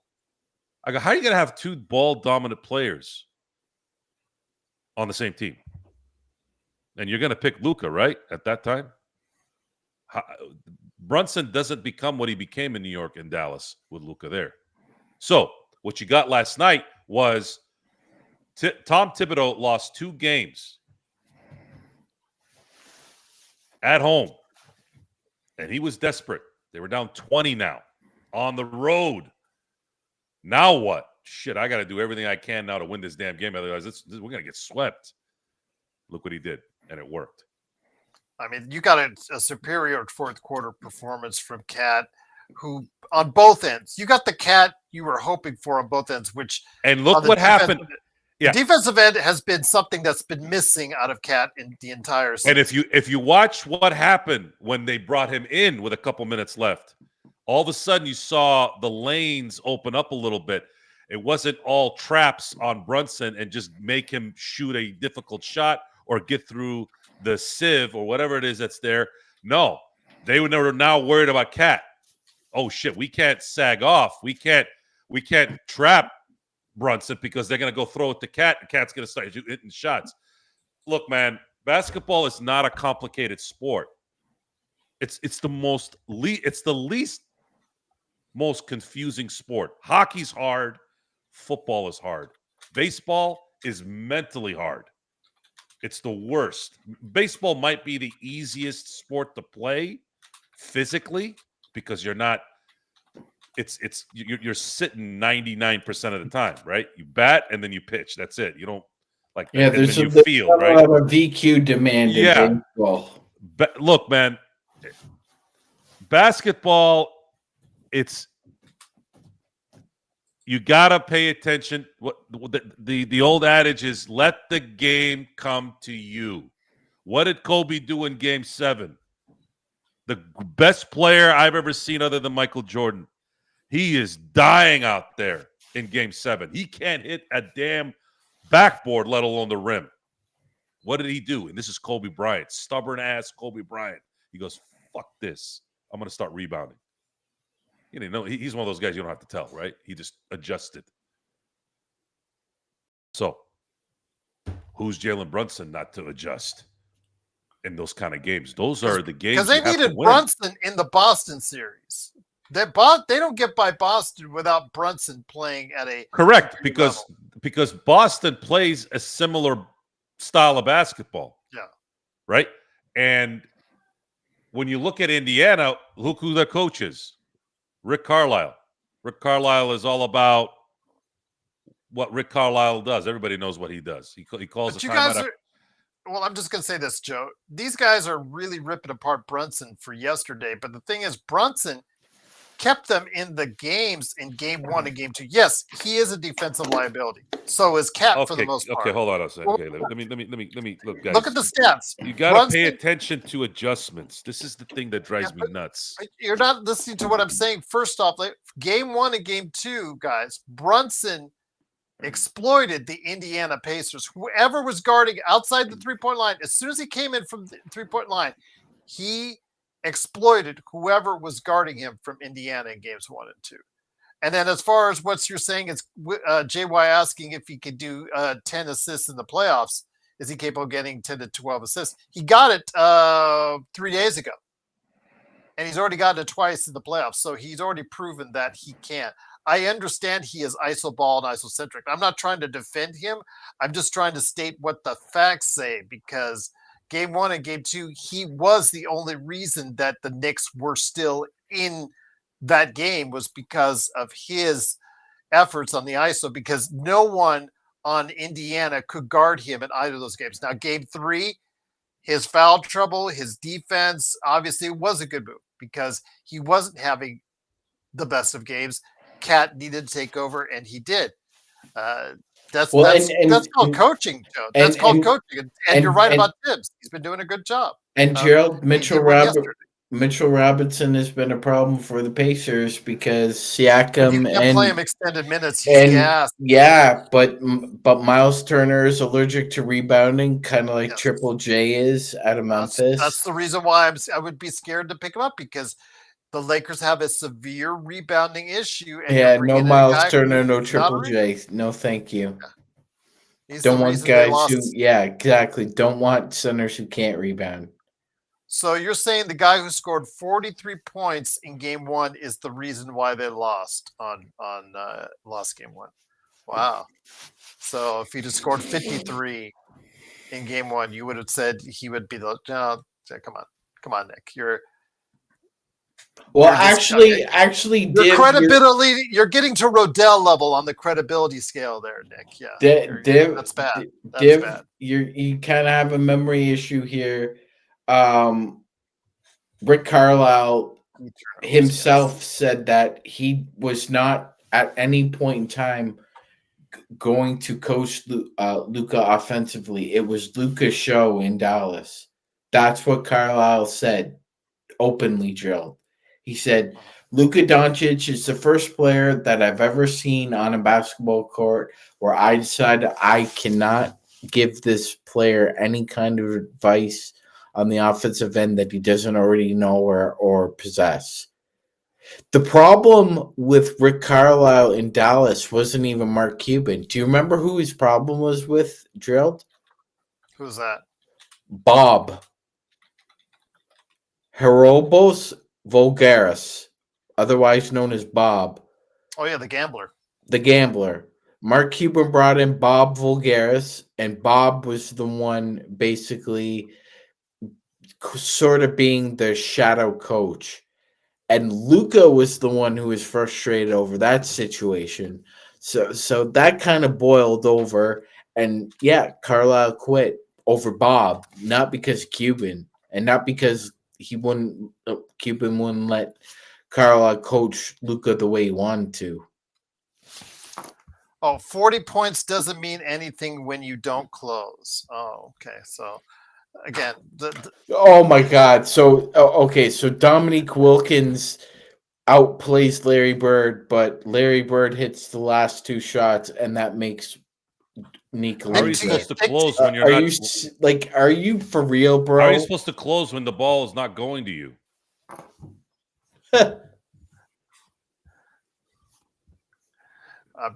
I don't know. It's simple. You'll talk to JJ Redick about that. Maybe you need to go back to school, Nick T, and just learn arithmetic. Okay, without the 43 points, if you don't have the Knicks, somebody on the Knicks or several on the Knicks supplant or replacing that 43 points, you would not have been in a position to be that close in game one without them. So I know you always love applying the Luka theory that if he scores 38 or 44, what Joe, and if he has that one key turnover, it's all his fault. What got you into that point where you were close enough to win the game in the first place? It's got to much remember simpler. that. It's much simpler in understanding that if you're not giving the ball or setting up a play for your most clutch player, what is that clutch player supposed to do? Right here. That's it. You don't know basketball, DivX, and you also don't know arithmetic. But again, that's beside the point here. So, absolutely, it's always good to roast Nick. It's always good, man. I'm still waiting for the answer to that one. Yeah, exactly. Not one play, guys. We watched every game Luka played. Not one game he got the ball at the end of the game. Why? Did anybody ask JJ Redick that question? So you're saying, Nick, that in game one, let's say he doesn't score that 43 points. Let's say he passes it on every opportunity. You're saying that Bridges, Cat, and everyone else, you guarantee that they would have replaced that 43 points and then some. You guarantee that they would have replaced that 43 points and then some. I'm waiting. Okay, Nick, then I've got a bridge I would love to sell you. And also as well an igloo in Alaska I'd love to sell you as well. So there you go. Absolutely. Sucker born every minute. There igloos in Alaska though? Yeah, because there you go. That's why there's plenty of them. So he'll be nice up there. I got snow to sell you in Toronto. There you go. Oh, absolutely. Sucker born every minute, It's and almost the end of May. We don't have snow right now, but well, sure, check back I'll, with it be in a few weeks. I'll just say it like this: suckers born every minute, and Nick, happy birthday. And we'll leave it at that. So once again, it is the Lakers Fast Break. It is Joe Soro along with Magic Man Sean Grice and me, Gerald Glassford. Thanks so much again for listening. I know that Legend wants to come back on the show. I know these guys want to do more shows. We'll get you prepped up for what the Lakers do in the offseason. Plus, we'll give you constant NBA playoff reports and updates and recaps. Yes. Divray X-Ray says, did no one notice how LeBron and Reeves in the first two games could not cook Gobert but kept trying? Again, Gobert is feast or famine in the playoffs. Obviously, he did well against the Lakers, but we've seen at times it not work out. He's been played off the floor at some points. Today, he was in there and was effective at times. But again, when you have a big center in matchups like this, Sean, it's really hard to keep a guy like him out there if he's only able to do one thing, like Mitchell Robinson, like Hartenstein.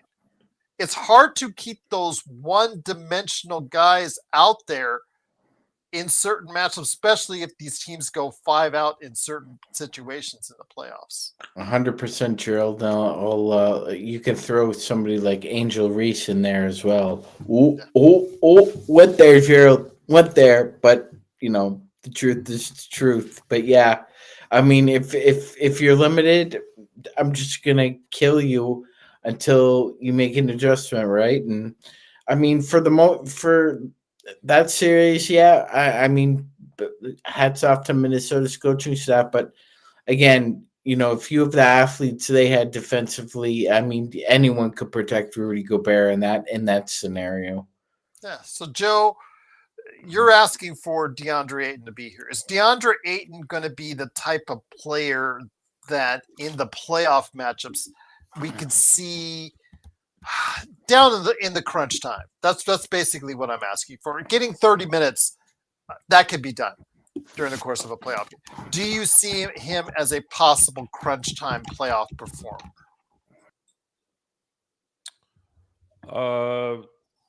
No, I just see him as someone that can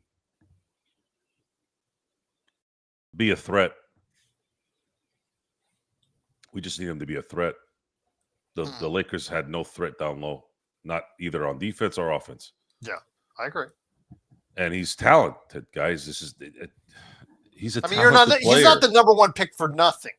He is a talented player.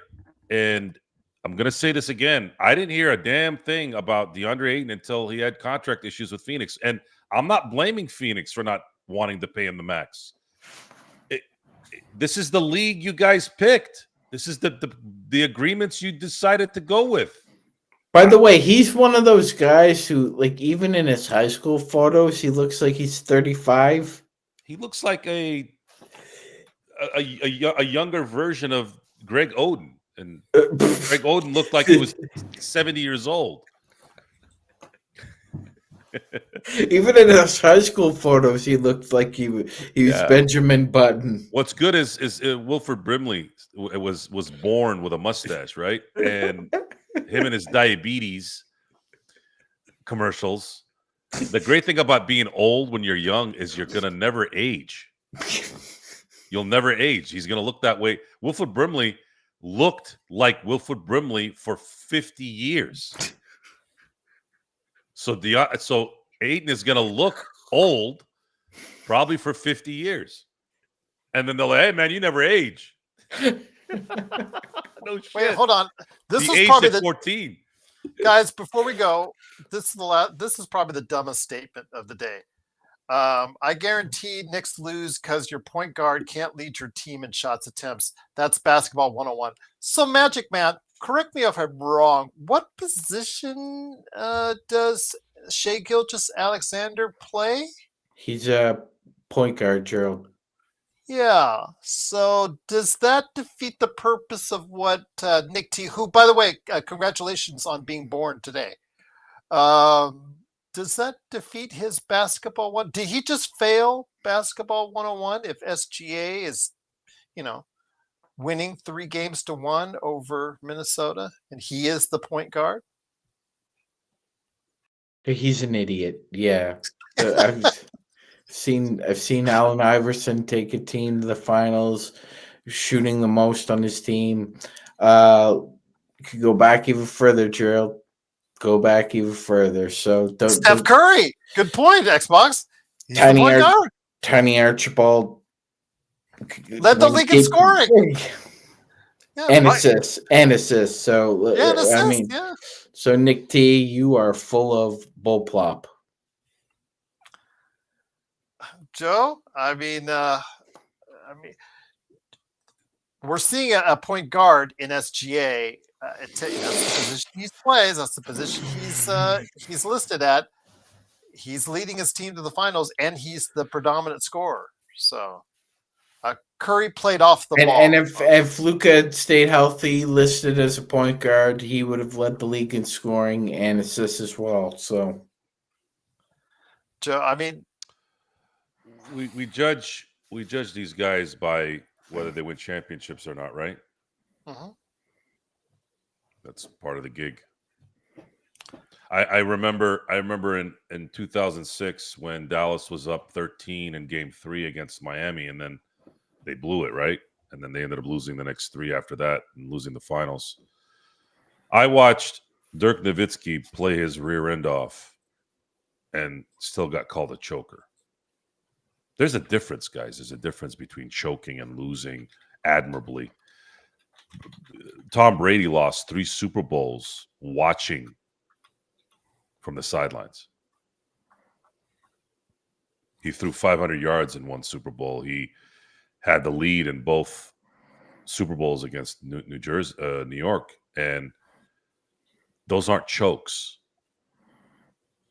There's circumstances that come about. Now, if you want to talk about what the Lakers have done the last 3 years, you could say those are chokes because they go into the fourth quarter with double-digit leads. They go into halftime with 18 and 20-point leads, and they still lose. That is bad. The Lakers in Game 4 in 2008 in the finals were up 24 at one point. They were up 20 late in the third. The last real choke in this sport, the last real one was 2021. Phoenix should have won that NBA Finals. Yeah. They choked it away. Yeah.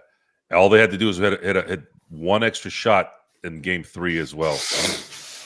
You can't lose 2-0. You can't be up 2-0 in the finals and lose. That's just not – that's a beauty. That's another thing that's beautiful about when you look back on let's say, Phil Jackson and Kobe Bryant and those guys, Michael. Man, when they won Game 1, they never lost.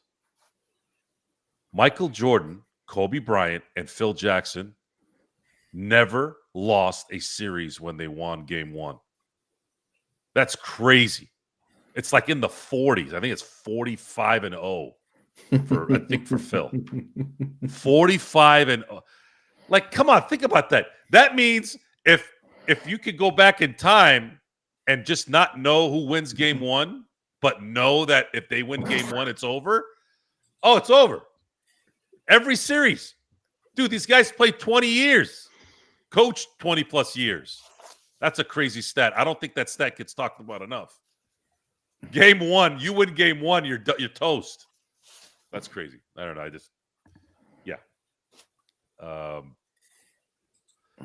The argument back and forth again. I've been saying it's entertainment, and we've gone off the rails on it. People enjoy it, but I got to be honest, man. I think it's at the point now where we got to let this marinate a little bit now. Yeah, there's a training camp that's going to come. There's a summer that's coming. It looks like Luka's already getting ready. Beautiful. I didn't think he wouldn't. I was very confident that he would. And now it's Rob Pelinka and Jeannie Buss's time to start formulating the Luka era. And it starts in about 4 weeks. 3 weeks, maybe 3.5 weeks. Yeah. Not far off. It's 3 weeks. NBA draft coming up. free agency coming up. So yeah, it's very exciting. So. And Gerald, if behooves the audience, I feel that I could be available when Slovenia is playing. So if anybody wants to check out the FIBA Championship this summer, I will be representing the Lakers Fast Break, and if the audience wants to join, we can watch Luka in action. I'll see if I can set it up if it's available on playback. If I can get it on playback, I definitely will have it up there for you then. It should be. So we again, if the Knicks win and Brunson scores 40, just remember that Nick T guarantees that they will lose if Brunson scores 40, even though they have won and Brunson scored 40 in a playoff game so far this playoffs. But I digress. But he hates Luka and hates everything about players that play like Luka. He just does. He wants the traditional point guard. That's all he wants. And fortunately, the league is not all about that anymore. It's wherever you have your best players. At least he's not in the group of death. Yeah, that's true. Serbia, Germany, France, Spain, all in one group. Ouch! That's pretty painful right there. But we will see. And then again, as we get closer to the draft, we still have a number 55 pick. So we'll bring on still to answer. But we always like to talk NBA draft anyway. So we'll be talking about all the things that are going on in and around the draft, not just the Lakers, but we'll just be talking about that. And then, of course, we'll keep here continuously throughout. Legend wants to come back on the show, so I got to bring him on later this week. And I know you guys want to go ahead and talk as well. Joe, any experiments coming in the not too distant future for the Dodgers for one today? Yeah, I'll be doing one probably Wednesday after the series against Cleveland. It'll be the end of the road trip. Hopefully they can come out of it. God, that's so depressing when you see that city on your schedule as an athlete. Cleveland. Oh God, you're watching it like I'm watching it today. It's a 3:10 start. God, 3:10 is like we know they're in the central area, east, right? So I start watching the game, and Ohtani blasts his second game in a row, his home run on his first pitch, right? I'm like, all right, cool. Just don't do what you did yesterday, as yesterday, where that was the only run they had against the Mets. And then you saw Yamamoto pitching, and I was like, hell yeah, he's locked in. And then you just start seeing them do their thing. But like an hour and 50 minutes in, I swear, man, it felt like I was watching it for 4 hours. I was like, dude, Cleveland is such a shithole. Oh my God. Oh my God. Yeah. Nobody who lives there even likes living there. What is it with Cleveland? What is it with I have had to deal with Cleveland my whole life. It's really depressing. Steelers, the idiots drafted Kellen Winslow Jr. instead of Big Ben and ended up eating it for 20 years. And then he ate somebody else. Yeah, so jeez. So yeah, it's Cleveland is not. There's a scene in. There's a funny scene in Trainwreck, the movie with LeBron and Bill Hader, and then that twat. What's her name? I always forget her name. Schumer. It's actually a funny movie if she wasn't in it. Like if she wasn't in it, the movie would have been great. Yeah. Bill Hader's hilarious. LeBron was hilarious, but there's a funny scene where he's talking to LeBron, where Bill Hader and him are having thing, and he's like, you ever, then the Cleveland, you used to always call me when I was in Miami. He's like, yeah, but that's Miami. He's like, what's the difference? It's Cleveland and Miami. It's the same. And Bill like just stared at him. You're right. It is the same. When are you gonna come to Cleveland? That's where Superman. That's where Superman was born. Cleveland. Meanwhile, they're not the same. No. Cleveland is not good. Cleveland is terrible. The baseball team hasn't won a World Series since 1948. their football team hasn't won a championship, I think, since 1955. Autogram is like what, Yeah, 43 Autogram. years Yeah, old or Autogram so? was there. Yeah. My They're God. what Oh else? What my else? God. Cleveland Cavs finally won, but they should have won more. Cleveland doesn't have a hockey team. They did have a hockey They team. did. Steinbrenner moved them.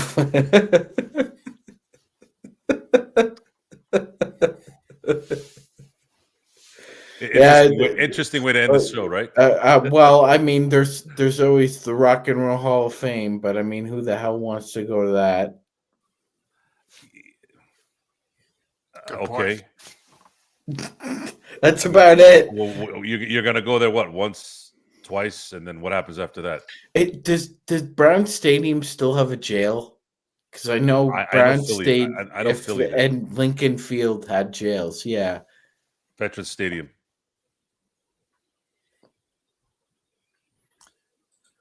Well, to recap again, OKC is one game away from one victory away from going to the finals.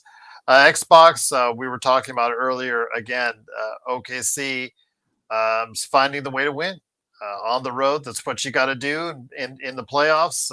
They got to go ahead and win on the road, and they proved it.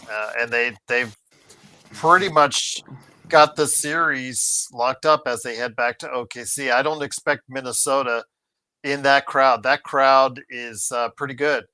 One last thing, though, before we go, guys, is it funny how you're seeing at every arena for every playoff game in this championship series, the finals, the Eastern Conference and Western Conference finals, Sean and Joe, every one of those arenas on every game providing T-shirts for their crowd, except one. I'll let you guess which one that is, Magic Man.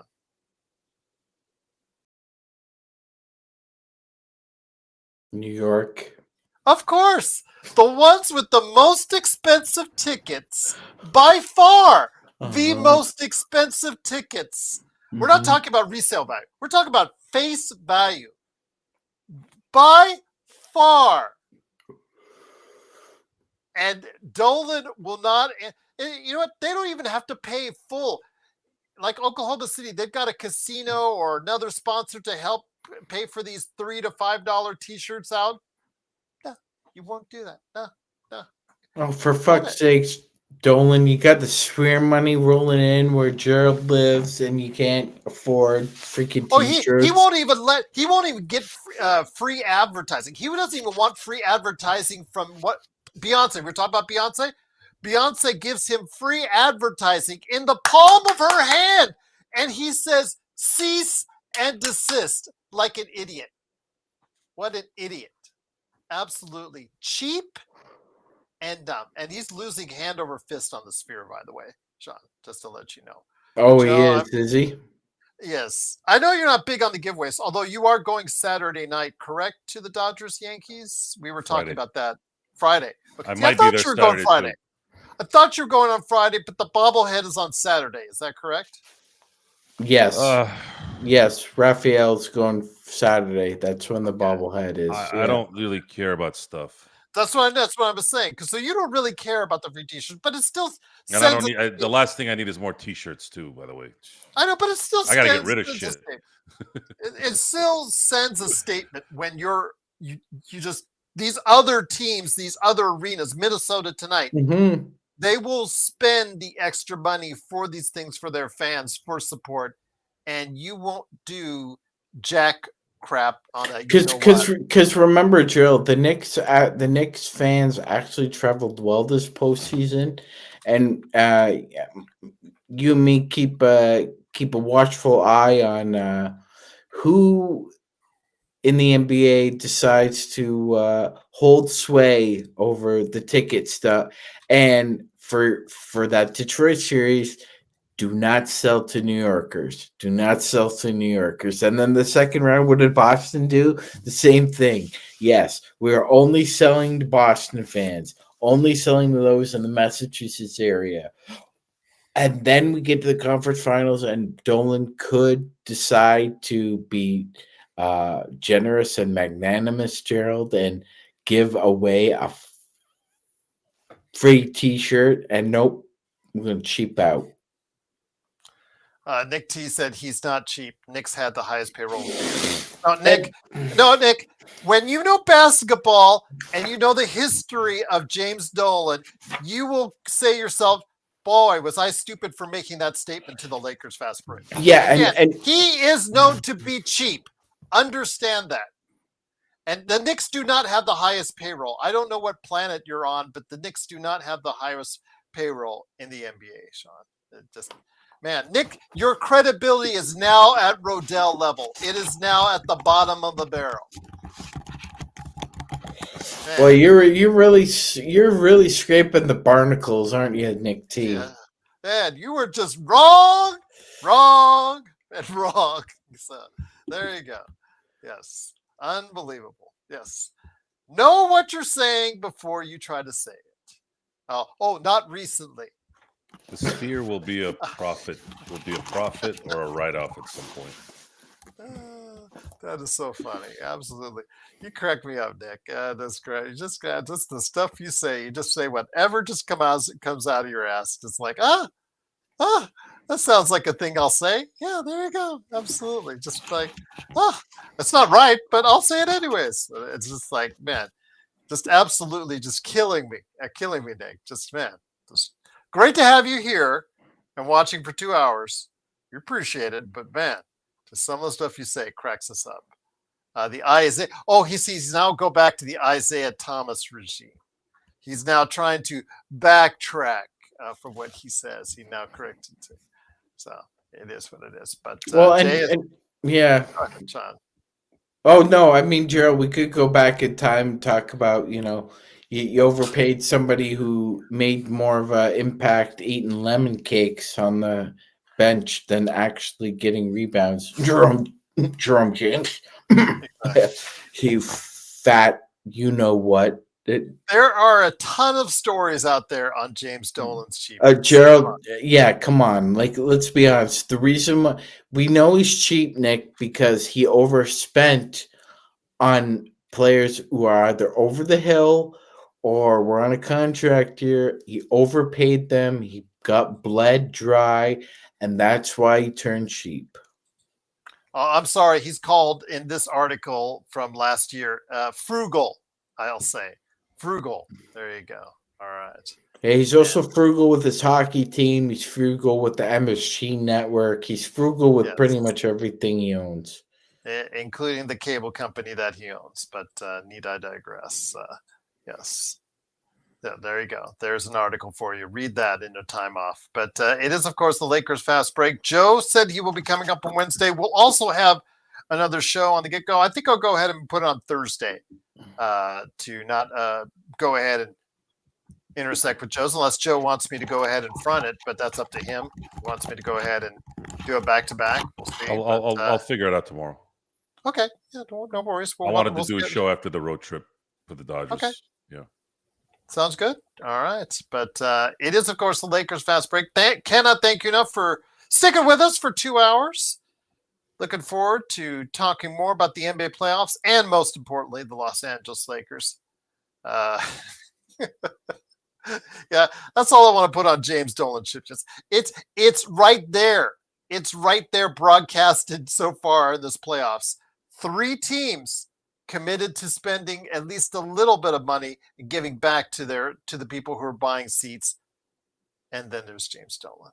And I'll just leave it at that. So again, it is the Lakers fast break. Magic Man Sean Grice, Joe Soro, me, Gerald Glassford. Thanks again for watching, listening. We'll be back with more shows this week. Go like and subscribe to Joe Soro Experiment and the Joe Soro channel. This is James. Yeah, this is James Incorrect Hex level bad. He hasn't been here in a while, JSJ. So maybe he got the hint and moved on. But again, it is the Lakers fast break. Thanks again for joining us. We'll be back later this week, right here, from all your friends, and in the case of Nick T, enemies, right here at the Lakers Fast Break Podcast.